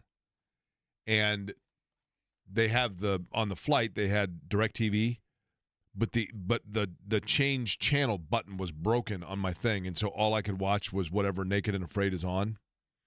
And so I watched like a marathon of it. And I would that show is fascinating. And I ended up now I've watched like every single one of them. Literally watched every single one of them. And that show is fascinating. Oh, it is. You know the number one thing that does people in? We've talked about this before, I think. Insects? Yes. Bug bites are the number one thing where people are like, I can't do it. I got to go. Not fatigue, not illness, not hunger. It's bug bites. People are just like, man, I'm just over it. But America's Got Talent. Have you watched it? No. It's a mindless, entertaining background, not much else going on summertime show. Now, in the summertime, obviously, it doesn't get dark till like 10, so you're out doing stuff normally. But I'm watching it last night, and I've come to enjoy this show. Now, I've never like watched from beginning to end of a particular season, but I'll catch the auditions and that kind of thing. That's usually when it's the best. And of course, we had Richard Goodall last year. Correct. The singing janitor, right, from Terre Haute. Mm-hmm. One of the things that I realized, now there's two things about this show that I enjoy, but I'm also perplexed by. Number one, it's called America's Got Talent. Well, last night I watched, and like the first 4 acts came in from other countries. I have no problem with that. I'm not saying that. But isn't the idea of people that live in America that have a talent? Yes. Not like people that live in Singapore and come to America to show their talent? Well, I don't know if they have a Singapore's Got Talent. They do have it. I know they have Britain. But my point being, then it should be called like Talent Within America, not America's Got Talent. Because if America has talent, then it would be that, you know. Yep. That's a different talk show, I realize. But anyway. And station. Correct. So you have that aspect of it. But then the other thing that I noticed is I've always thought these shows, American Idol, America's Got Talent, whatever, the initial idea of them, especially with American Idol, the initial idea was, you know, the guy that works at the hardware store that is singing and people overhear him and they're like, man, you should be you're a better singer than you're giving yourself credit. And then they become a star. Now on American Idol, the few times that I watched it the other day, and like a guy comes out and he's like, yeah, I'm in a band in California and my dad's the lead singer of the Stone Roses. Well, okay. I mean, what are we doing here?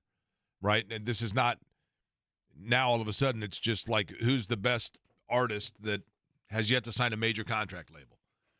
But I'm watching America's Got Talent, and the one thing I thought to myself, Eddie, was this feels like it is nothing other than, and this isn't a bad thing, this is auditions for NBA halftime shows. That's what it is. There's that, or shows out in Vegas, depending on what your act is. Well, yes. I mean, I realized, and at one time, I think that was... I think it still is. You get a show in Vegas, right? I think it's still They had a guy, last night, and I'm probably one of 6 people that watched this. If anybody else watched it, send me a text right now and tell me that you watched this, okay? They had 2 brothers that came out that were kind of like a Cirque du Soleil level acrobat type thing. Jeff and George, for lack of a better phrase. What's that? Jeff and George, was that their names? I don't think so. Okay. Are we talking Warren Central quarterbacks? I was just trying to think of 2 names, you know? Kind of like how we named my ex Chloe. I see what you're saying. Yeah, that's right. Okay, no. Now, again, I think these 2 guys were not, I don't know that they were from the U.S., but one of them was on his back with his legs up, and then the other one did, I don't even know how to describe it. It looked like a hamster on a hamster wheel. It was incredible. I mean, literally, it was one of the most amazing things I'd ever seen. Another one, they had 2 guys that were juggling very sharp, almost like swords, but they were knives, but big knives. They were juggling knives back and forth to one another while they then completely changed clothes. They both like stripped down, threw their clothes to the other one, and then redressed themselves in the other one's outfit, all while passing these knives back and forth. It was incredible. Was that a golden buzzer? It was. That was it. They got the golden buzzer for it, which means they're automatically on to the finals, which is probably good because I don't know how many more times they can juggle knives. It seems like it's dangerous. I'm seeing a GIF of said juggling. It was pretty incredible. But the entire time I'm watching it, I think to myself the same 2 things, which is Masudi brothers. Number 1, like, how do you make a living of this other than halftime shows? And number 2, how do you learn this skill? The Masudi brothers. Masudi? Messoudi. Well, they should be the Machete Brothers because that's basically what they were tossing around like it was Nerf footballs. It was incredible. But you have to at some point. I mean, do you just train yourself to do it with non-sharpened knives, and then finally you're like, all right, let's just hope this goes well and don't screw it up?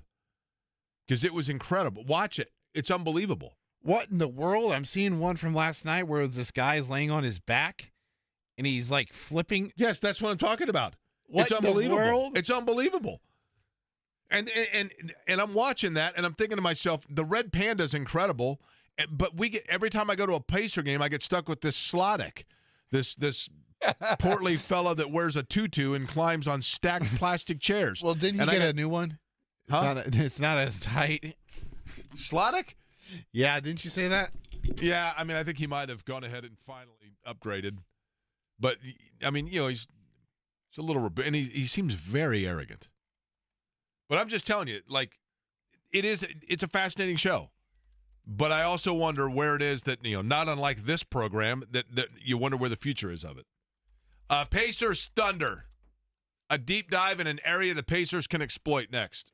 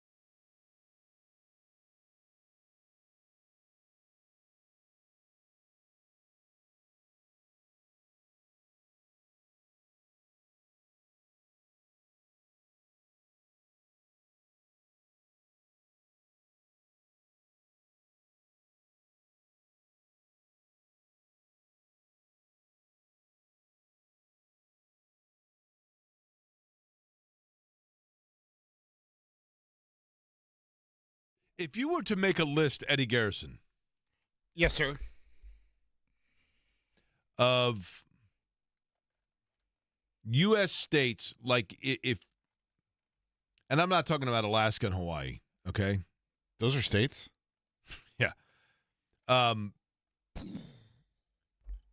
If you were to make a list of states, if you took every U.S. citizen and you had to enter into a database the number of United States states that they have visited, Okay. and by visited, I mean just step foot in, driven through, whatever. Would Oklahoma be in the bottom 10? Nothing against it. It's the only difference between Oklahoma and Indiana is proximity of travel for a lot of people. I think a lot of people probably, if you were to ask them, have you been to Indiana? They would say, I've been to Indiana, but only because I was driving from New York to Chicago, or I was, you know what I mean, I was passing through Indiana. You kind of have to. It's crossroads of America. Oklahoma, you kind of have to, by design, be going to Oklahoma or driving from the Great Plains to Texas. See, I would throw Idaho, Montana, Okay. Wyoming, See, the difference and being, the though, Dakotas. I would throw in that cluster of in Nebraska. fair. Those 6. but here's the thing. There are Nebraska for sure. Good call on Nebraska. The Dakotas, North Dakota, no question. But South Dakota, I think there are people that desire to or intentionally go to either Sturgis or to Mount Rushmore. And then Montana, Yeah. Wyoming, people intentionally go to Yellowstone, which encompasses both states. And I'm not trying to offend Matthew, our friend Matthew that listens to the program. Maine is absolutely high on the list because of its isolation, right? Vermont and New Hampshire as well. Correct. That entire, yes. But it just feels like Oklahoma City. Like, I would like to know what percent of people listening right now have even been to Oklahoma City. I'd like to even know what percentage of people have been to Rhode Island. I'm going to go to Rhode Island in 3 weeks. IndyCar? No. My buddy Byron and I do our annual road trip. Oh, you're Where flying we- to Providence and we driving are. back? We are flying to Providence. We're going to go to Fenway. Oh, I'm jealous. I'm so jealous. So Will Fleming, who used to be with the Indianapolis Indians, is now, with the Red Sox broadcast network. So we're going to go see Will. We're going to go to a Red Sox game. We're going to do Providence and then drive back I'm so jealous. for a weekend. But at any rate, so the Pacers are now in Oklahoma City, and I think part of the charm of this series, and I've heard people say if this is a series that is one-sided from the get-go, the ratings will be terrible. Fine. I don't care at all about the ratings. Could not care less. I don't care if nobody watches. Put it in the bubble. I don't care. Oklahoma City, I think there's a level of charm to this. I think there is a little bit of respect in this area. I mentioned before that if you are from Indianapolis and you watch the beginning of the Kentucky Derby, you have an appreciation and a respect for in the Kentucky Derby for the pre-post tradition, the singing of My Old Kentucky Home, all of it. You know what that means to the people of Louisville because you're from Indianapolis and you've heard Back Home Again in Indiana. And when Back Home Again in Indiana and all of that is taking place during the Indy 500, I think that we in Indianapolis can look across the way at our friends from Kentucky with a head nod of, I do understand that you guys get what I'm feeling right now. There's a reciprocal respect there. And deep down, I think seeing Oklahoma City and the way that they have revamped, or not even revamped really, but built their civic image based on the Thunder and being an NBA city. And, obviously it's a city that had terrible tragedy 30 years ago, but utilizing sports to grow its downtown and make it a city that grew up out of the adolescence of being in an otherwise flyover state. I think in Indianapolis we can respect that. And I think Oklahoma City would tell you that they looked at Indianapolis and the blueprint of the way Indianapolis used sports to elevate its profile. And so it's kind of cool that these two teams are in the NBA Finals with one another, because aside from the Paul George connection, I think there is somewhat of a connection of them being sister cities, but like Indianapolis is a senior and Oklahoma City's a freshman. You know, like it's just a little bit ahead of it. But I can give a lot of respect to Oklahoma City. As a team, they are outstanding. They won 68 games this year. They have done that. Obviously, you've heard most of this based on the fact that Shai Gilgeous-Alexander has the opportunity to become the first player since Michael Jordan to win the MVP, lead the league in scoring, and win an NBA title in the same season. It has not been done in 30 years. They have outstanding defenders. Lou Dort would be, who was he a second-round pick or an undrafted player? I mean, not a highly heralded player, but nonetheless a very good player. Jalen Williams, they have two of them. The one that plays more than the other is a 22-point-per-game scorer on the wing, very good player. And then Chet Holmgren, who they took not a flyer on because he was, at Gonzaga, you could already see that he was a special player, but he had a foot injury. He missed almost all of, if not all of, his rookie year. They were patient with him, and that is paying dividends. He's a very good player. And then they went out, and I'll give them credit, and they got a player that kind of gave the Pacers fits a year ago, in Hartenstein. And he is a big that will rim protect, that will get you rebounds. He works very well with what it is that they need. He was a kind of a missing piece for them. And their calling card, Oklahoma City's entire existence, their brand, centers around their defense. And the defense and the way that they defend is to basically take, and the Pacers did this, right? The Pacers did this with Jalen Brunson. It's not often, you heard Michael Rappaport say it yesterday, it is not often that you can see a team in the NBA that has the ability to almost full court press a point guard, or just limit that point guard's accessibility and what they want to do from the time they touch the ball. The Pacers did that especially in Game 6 with Jalen Brunson. And they got Andrew Nembhard all over him and in his grill. And Dort's going to try to do that with Halliburton. Halliburton's entire MO, as soon as he gets the ball, whether it be off a defensive rebound or an outlet pass or an inbound pass, he is turning and immediately looking up the court. And he is processing literally like a Tyrese Halliburton plays the guard position at the three-quarter court like Michael Vick played quarterback. He's either looking for an immediate long pass laser to get it down court, or he has the instinct to immediately, boom, hit an accelerator and go and find seams and get himself down the court to then either penetrate for a basket or come back out, circle through, and set up their motion offense. And I call it motion. It's a hybrid of that, but that's what I'm going to call it. And then when the ball starts circulating around, the Pacers are looking for an open three-point shooter or a mid-range shot from a Nembhard or a Siakam on the baseline. But if it's going to be a three-point shot, it typically is going to come from one of really three areas. One would be Miles Turner at the top, and they have a lot of success with that. And I think that they're going to try to establish that early because that draws the bigs away from the lane for Oklahoma City and then opens things up for them to get to the glass. But another way that they will shoot a three is on the wing with the Siakam, or even, at times Nembhard would shoot from over there, or McConnell if he's left open. Now he takes 25 of 30 seconds to get a shot off, but nonetheless, well, it's a 24-second shot clock, but you get what I'm saying. He takes a long time to set it up. But the one area where Oklahoma City, as good as they are defensively, is vulnerable is this. The Thunder, as good as they are defensively, allows one of the highest percentage of opportunity of three-point shooting from the wing of anybody in basketball. Corner. Or the corner, excuse me.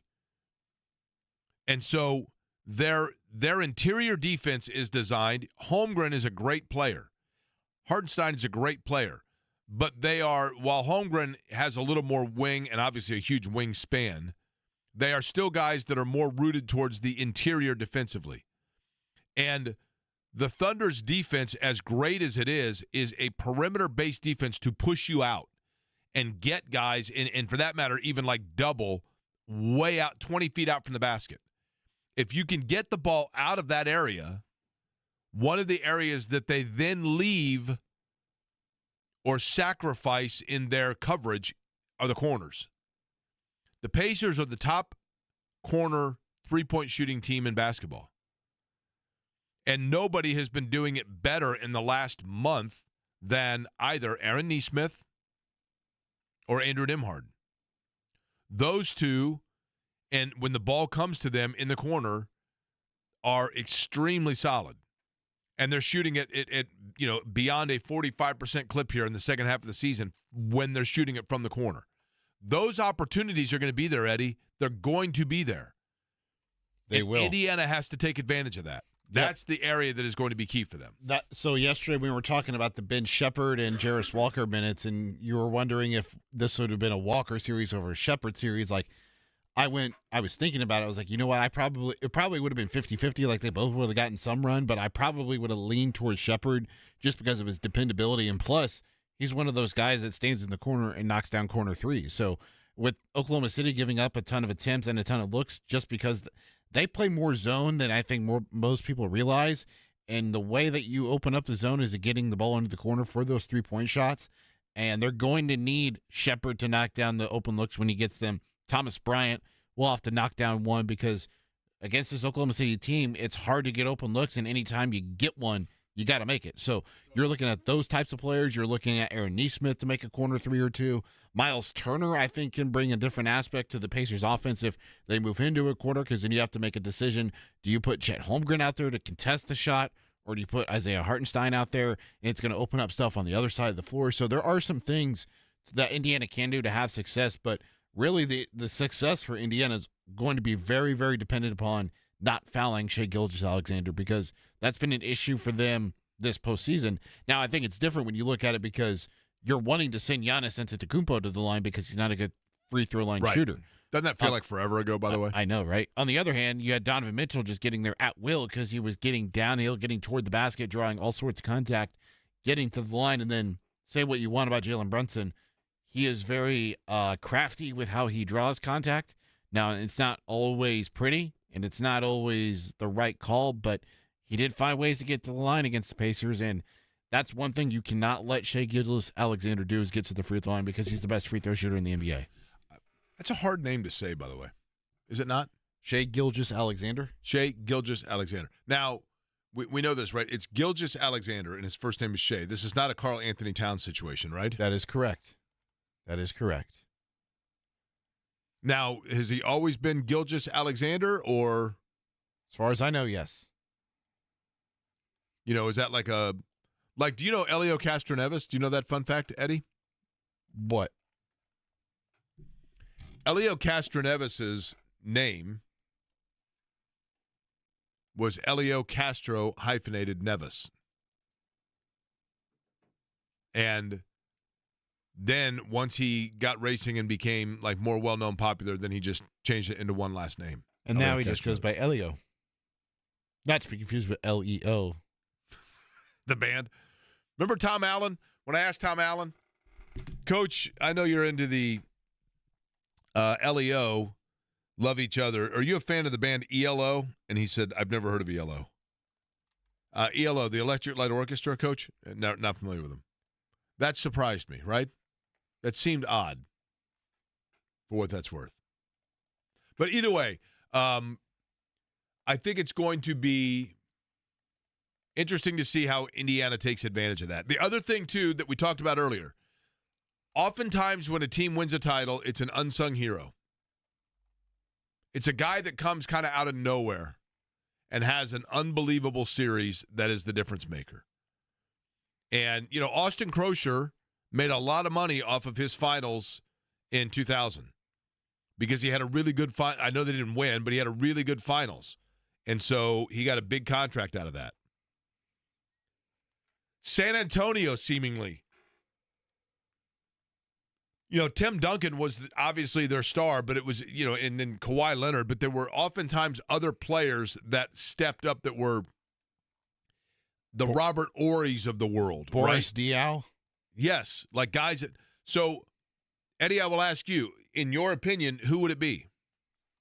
I know Dustin Dopirak gives the answer of Aaron Nesmith. To me, the answer is Andrew Nembhard. You look at the 2 regular season games, and Nembhard had success against Oklahoma City. He had 16 in their last matchup, and he had 23 in the first matchup. Like, he's the one guy who can have success against Oklahoma City just because they have so much attention going to the other guys. And one of the lesser defenders for Oklahoma City is going to be on Andrew Nembhard, whether that is Shai Gilgeous-Alexander or whomever. Tomorrow night, by the way, I will be at the Ale Emporium in Fishers. They have 2 locations, Ale Emporium. One is in Castleton, the other, or 2, on the north side, and the other in Fishers. They've got one in Greenwood. Well, that's what I mean. On the north side locations, I mean. The Greenwood one's been around for, probably 10 years now? Oh, yeah, probably. Come out, get some Hermanaki wings, and Mick Ultra Zero is who will be putting on this NBA Finals watch party that I will be enjoying tomorrow night. I will get there around 7 o'clock and hang out, have some Mick Ultra Zero. It's very unfortunate, Jake. I know the listeners are wondering if I'll be there. I will not. I will not be there, so you will not get to hang out with me. So. You will be up. Now, here's the question for you, Eddie. Yep. This is a big one. You ready? Okay. I need you to think long and hard about this. All right. I'll put my big thinking cap on. If the Indiana Pacers win the NBA title, do you get a ring? That's a good question. I don't know. I'm more worried about if I'd be in the parade. You think you should be in the parade?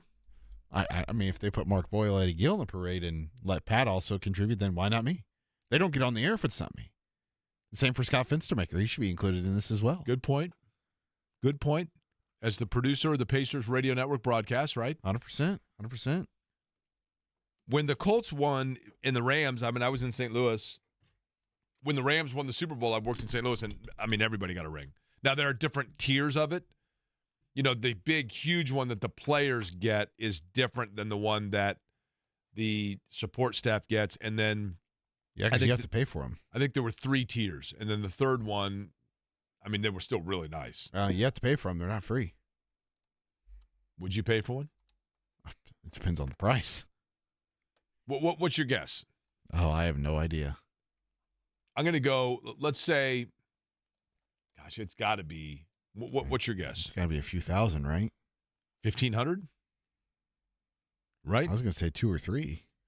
Did the Colts have to pay for him? I thought the staff? My guess is that Mr. Irsay took care of that. I would think. Okay, we're going to see here.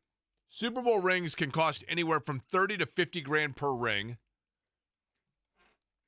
The NFL provides some funding, typically around $5 to $7,000 per ring. This is for the Super Bowl, okay? So the smaller designs, staff rings, while the most elaborate rings are typically reserved for players and coaches, teams often provide less flashy yet still commemorative rings for other staff members such as trainers, front office personnel. Now, this is unfair. It says, and even janitors. Just say and janitors. What do you mean even janitors? Like as if that's, you know what I mean? Like and even. Like they even go as far as to do this. Some teams may deduct the cost of the rings from players' salaries while others absorb the cost themselves.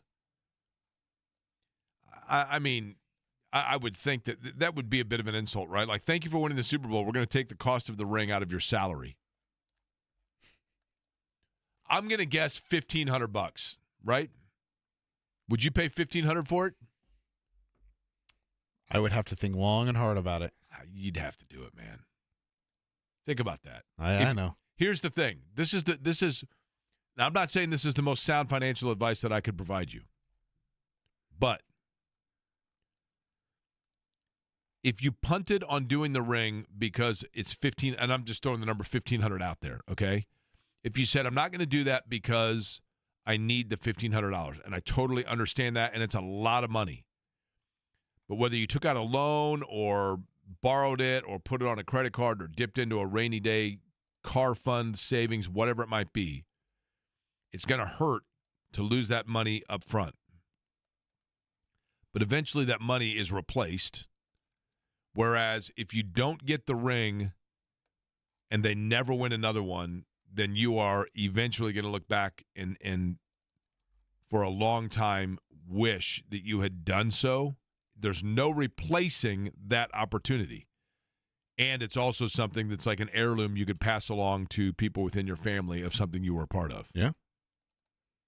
Now, the one thing I've also noticed about rings, Super Bowl rings, you don't see NBA players wear their rings a lot, right? No. Super Bowl rings you see all the time. You hardly ever see NBA players wear rings. But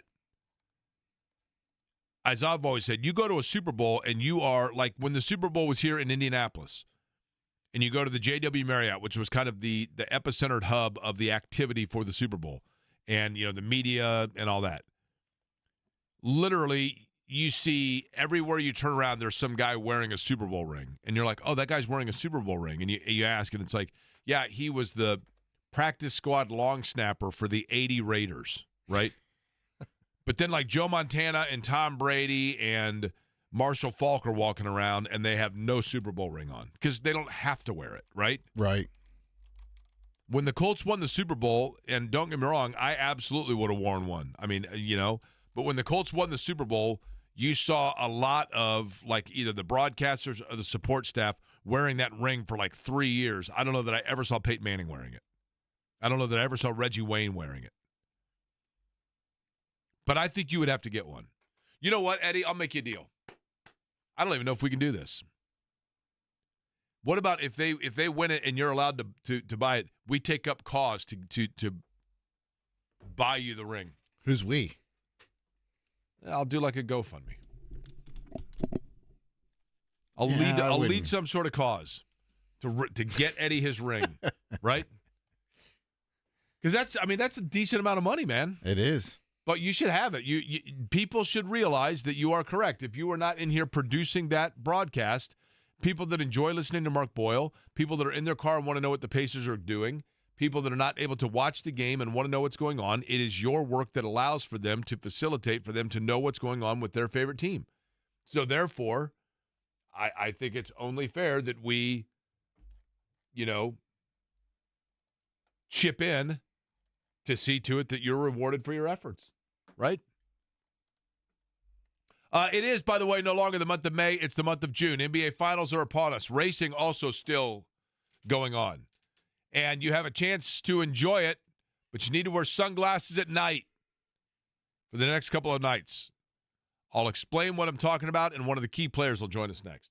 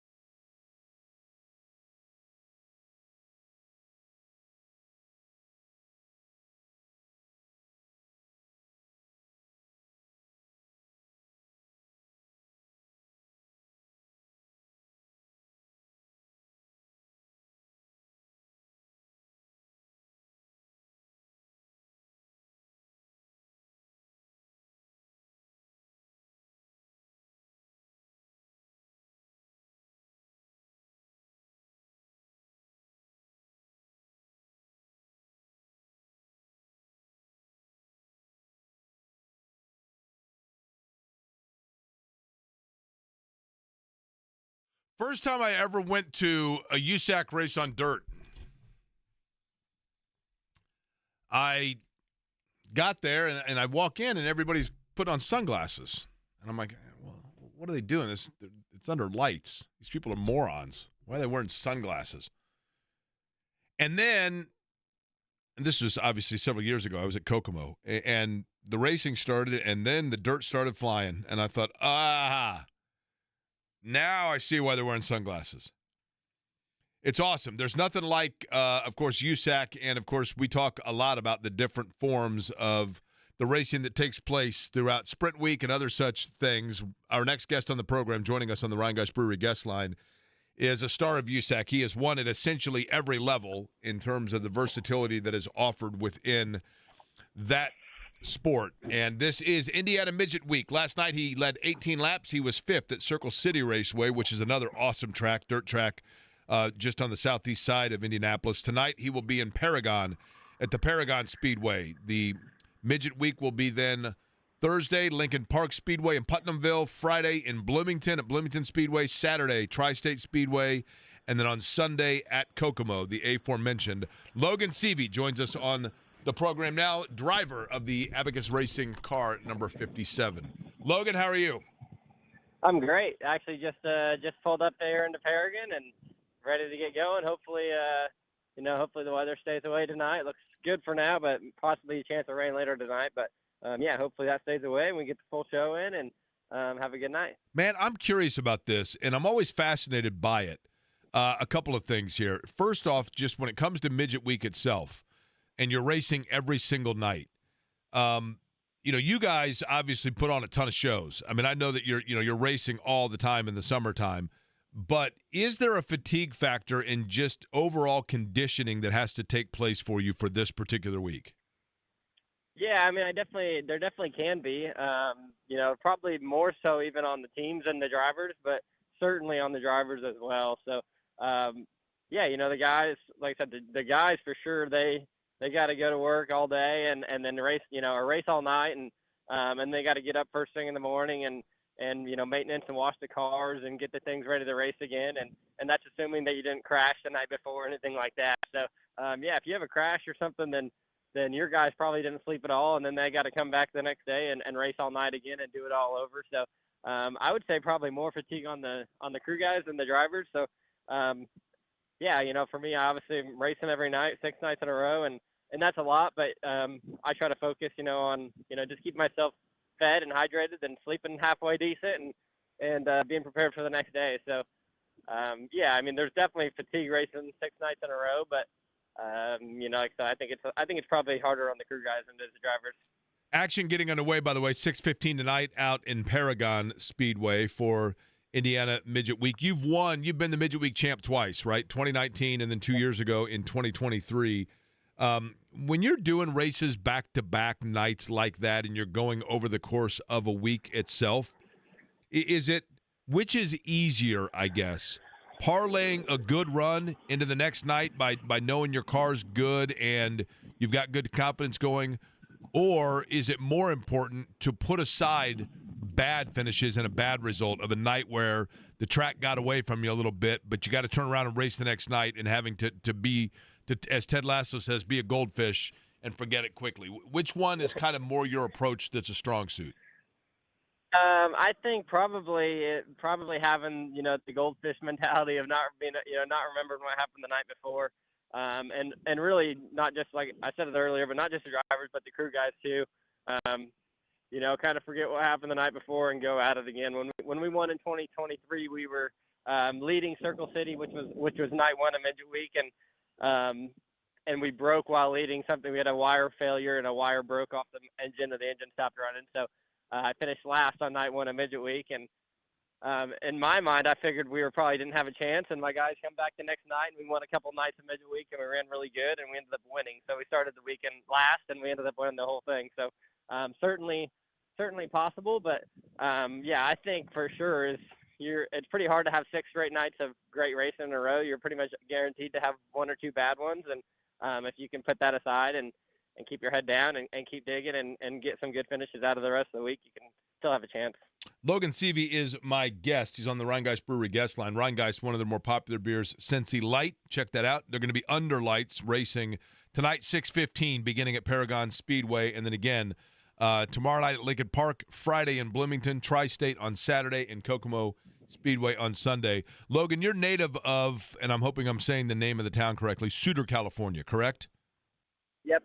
We call it Sutter, so it's very Okay. close. But yeah, lots of people pronounce it wrong. But yeah, that's in Northern California, but the town is called Sutter, California. Okay, so Sutter, California. So, and I think that when we think of people that maybe haven't been through there a lot, when they think of Northern California, you think strictly like Bay Area. Well, there's a lot of like ag areas of California. Believe it or not, there are parts of California that kind of look like some of the areas of Indiana. But I'm curious for you, having grown up there and then coming to Indiana now, running USAC, winning Indiana Midget Week and being involved in it, what does racing in the Midwest mean to you? It's pretty huge. I didn't ever really plan on racing professionally, I would say. I didn't even know you could race professionally until I was fairly old in my teenage years. So I'm a first generation racer. My parents, their family didn't race. So I didn't even I was going to college after high school. I went to college after high school, which most of these people out here that I race with never did. So I didn't start racing midgets until I was 20 or 21, until I moved out to the Midwest. So it's, in today's world, that's late. And, 20 years ago, that would have been pretty early. But in today's world, these kids are racing midgets at, 14 and 15 years old. So, it's awesome to be out here. Like I said, not having a normal job. We're racing to, make money, and racing and selling merchandise, and living the dream, as most of us say. So I've got no complaints. I love doing this stuff, and have a lot of fun out here, and certainly didn't see myself ever moving across the country to live in Indiana, away from all my family and friends, but I certainly have a good time out here. Where'd you go to college and what'd you study? I went to college at Chico State University Yep. for mechanical engineering. Yep, I dropped out after about a year. I actually ended up having to have a heart surgery when I was in college, and I dropped out. And then shortly after that, I ended up finding myself a midget ride, and then I didn't go back because I was racing out in the Midwest a bunch, and then I eventually moved out here. Hey, if you don't mind me asking, what was your heart surgery? It was for a congenital defect, so it happened when I was born, and they just assumed that I never was going to have to get it fixed, and I was starting to have some symptoms and side effects when I was about 18, 19 years old, and eventually they finally said, we'll just go in and fix it, and I said it was a congenital defect. They call it scimitar syndrome. It's pretty rare, but especially rare in adults. They usually fix it as kids. So it wasn't something I was expecting. As I was starting college and working towards my engineering degree, and then all of a sudden, it came to a halt pretty quick, and then it turned out to work in my favor, actually, to where I'm not from the heart surgery that I got a midget ride, but while I was down during my heart surgery, I ended up meeting some people and talking to some people, and it turned into a midget ride. It's interesting, as somebody, Logan, who's been through not that level of severity from a heart standpoint, but has had, a heart challenge myself, it does change things a little bit. It changes your perspective, I guess, right? And so you're good now, obviously, I would assume, probably on some medications, but other than that, outlook is good in that regard? Yeah, I'm great. Actually, no medications. Fortunately for that, I would, like I said, I've lived pretty much, I'm back to a normal standard life, as you'd call it. And I don't take any medication or anything like that. So I'm super fortunate that, my condition or whatever, once it got fixed, I was, back to normal life really quickly. And it was open heart surgery, so I was down for the usual couple months of, having your chest heal up and all that. But outside of that, I was right back to, starting to slowly work into working out again and get myself back in shape to start racing again. Pretty remarkable, because Logan Seavey, here's my game plan for you for the next couple nights. You ready? Yeah, I'm ready. Let's hear it. Okay, so here we go. So you got Indiana Midget Week scheduled this week, and here's the outlook for Logan Seavey, and you tell me what you think of this. Okay, you win Paragon tonight. Activity getting underway, action getting underway, 6:15 tonight. USACracing.com, by the way, where you can find all the information. Thursday, you win Lincoln Park, okay? Friday, you go down to Bloomington, and where I went to school, and then, like you, not because of the heart, but I also dropped out, ended up finishing. But You win Bloomington on Friday, right? Then on Saturday, you win Tri-State. Sunday, you win Kokomo. And then on Monday, what the hell, just because you are once again an Indiana Midget Week champion, you celebrate that for a third time, and you celebrate, if I'm not mistaken, your 28th birthday on Monday. Does that work? Yeah, that sounds like a great week to me. Yeah, I love the plans of that. I might have to hire you to figure out my schedule. Because if I'm not mistaken, your birthday's coming up, right? Am I wrong? Yes, sir. On the 9th, I think it's Monday, the day after we stop racing. Yeah, there you go. All right, well, nothing like celebrate with some champagne and then a birthday cake. Do it that way, right? That's right. But obviously, a lot of racing between now and then. 6:15 tonight, everything getting underway, and we certainly appreciate it, Logan. Wish you the best of luck, and I appreciate the conversation and continued health to you as well. Awesome. Appreciate it. Thanks for having me on. I appreciate it. Again, all the information available, usacracing.com, where you can get the information. Logan's won in just about everything, by the way. I mean, whether you're talking, sprints, Silver Crowns, you name it. You put him in a car, and he's going to win. John's up next, obviously. He will be in at 3 o'clock. We will come back, put a tie on all of it, and get you caught up on this evening's happenings and what we have planned for tomorrow on the eve of Game 1 NBA Finals. Pacers and Oak City here on The Fan.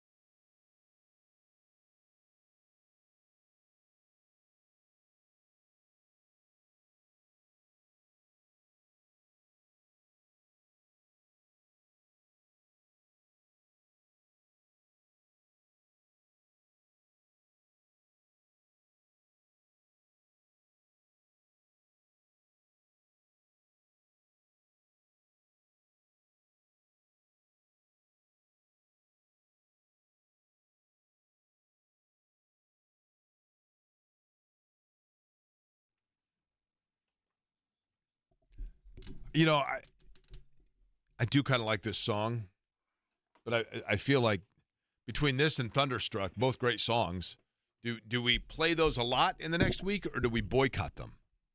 It's true. You know what I mean? We for sure have to avoid Thunderstruck because it's saying you're getting thunderstruck, right? Yeah, you're right. I mean, Thunder is, I'll give them credit. It is kind of a cool name. I'm not a fan of the color scheme, but. Really? You don't like the. No, but I know kids do, right? I mean, that's the deal. I could see their color scheme being very similar to the team the Pacers just beat. The New York Knicks. And by the way, I looked this up. Tom Thibodeau, that news came out just about yesterday. Thibodeau. I've always heard it as Thibodeau. It's Thibodeau. You think it is? I mean, I know there's an H there. But don't people call him Tibbs? Yep. So why would you call him Tibbs if it's Thibodeau? Why do people call him the Joker when it's Jokic? Why is it not the Joker? Fair. But what is why he is saying? It refrigerator but fridge? I'll be honest with you. I have always heard it as Thibodeau until this year. This is the first year that I started hearing people say Thibodeau. But either way, when the news came out 24 hours ago that he was being relieved of his duties as the head coach of the Knicks, I looked up. Now, Eddie, off the top of your head, okay? Jim Dolan, who is the owner of the Knicks and is the Daniel Snyder of the NBA.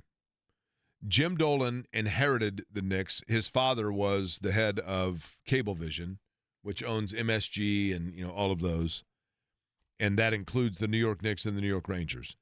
And Dolan, essentially in 1999, ascended to the heir of that. So in the 26 years that Jim Dolan has been the owner of the New York Knicks, would you like to guess how many head coaches they've gone through, Eddie? Off the top of your head. Sorry, I was trying to find a pronunciation of Thibodeau so I could play it for you. In the 26 years since Jim Dolan has been the owner of the New York Knicks, how many coaches have they gone through? 6? Thibodeau was the 16th coach in 26 years. Whoa. He is the second longest tenured. The second longest tenured. Only 20 games shy of the number of games from Jeff Van Gundy. So people asked me yesterday, so did he get himself fired or did the Pacers fire him? And I'm like, no, Jim Dolan did. That's what Jim Dolan does. He has a shelf life of like 4 years to 5 years with anybody before they part ways. They're going to hire Michael Malone, right, which is essentially the same thing as Tom Thibodeau? Yeah, that's interesting because of the way things went down for him. I know a lot of people thought that Danny Hurley's name would come about again. That'd be something. But doesn't it seem like Danny Hurley, which is crazy to say because he's an elite level coach that won back-to-back titles, but it seems like this year in particular, at the beginning of the season when Danny Hurley cost them not one but 2 games before Christmas, just on his own antics late in the game and being a maniac, it seemed like the tide turned on him quickly, where people were just like, yeah, we're over this guy. And then he just kind of cooled off and you didn't hear from him much again. Kind of, yeah. And then they were actually decent by the end of the year. And they UConn in the tournament, I thought they played pretty well in the tournament itself. They kind of put things together, but they had injuries as well. But yes. But I have no idea whether or not I don't know where I heard that, but that was the rumor that I had read was that he is considered a candidate. Why would any coach want to go there with him as the owner, other than the fact that you're coaching in MSG and it's New York? Is that the only reason why you're going there? Yeah, the money and the fact it's like anything else, Eddie. It's like, show me like whether it be a guy towards a woman or a woman with a man, a woman with a bad boy or a guy with a really hot chick. Somebody can tell you all day long that like the last 5 relationships they had ended terribly and you are convinced, well, yeah, but I'll be different. And I think every coach probably, when you think of the intrigue of, I mean, there's just a magic about pulling up in and I realize coaches don't do this, but when you're on, the in line or the 1-5 line in the red line in New York and you're pulling up in the subway into the Penn Station, Madison Square Garden stop, there's just a magic about it. There's just something magical about, like, man, I mean, you know, Miracle on 34th Street and, you know, the magic of New York City and the old school Manhattan Joe Louis fights. And there's just something about the Garden that draws you in. I know that sounds crazy, but that's just reality. Yeah, it's a dump. Doesn't have great sight lines. Probably has rats, like, down in the locker room. Might have, like, you know, raw sewage poo floating around. I don't know. But it's the Garden. There's just something magical about it, where it's where people's names are made. John is up next. We'll be back with you at noon tomorrow. Thanks again. Thanks to Cluster Truck for lunch, by the way. Thanks to Dustin Dopirak from the Indianapolis Star. Also, Eddie Gill for joining us. Logan Seavey from USAC. And we will be back with you, believe it or not, tomorrow when we're talking to you. It will be on the day of a Pacers NBA final game. And we will resume at noon tomorrow. I thank you for listening to Query & Company.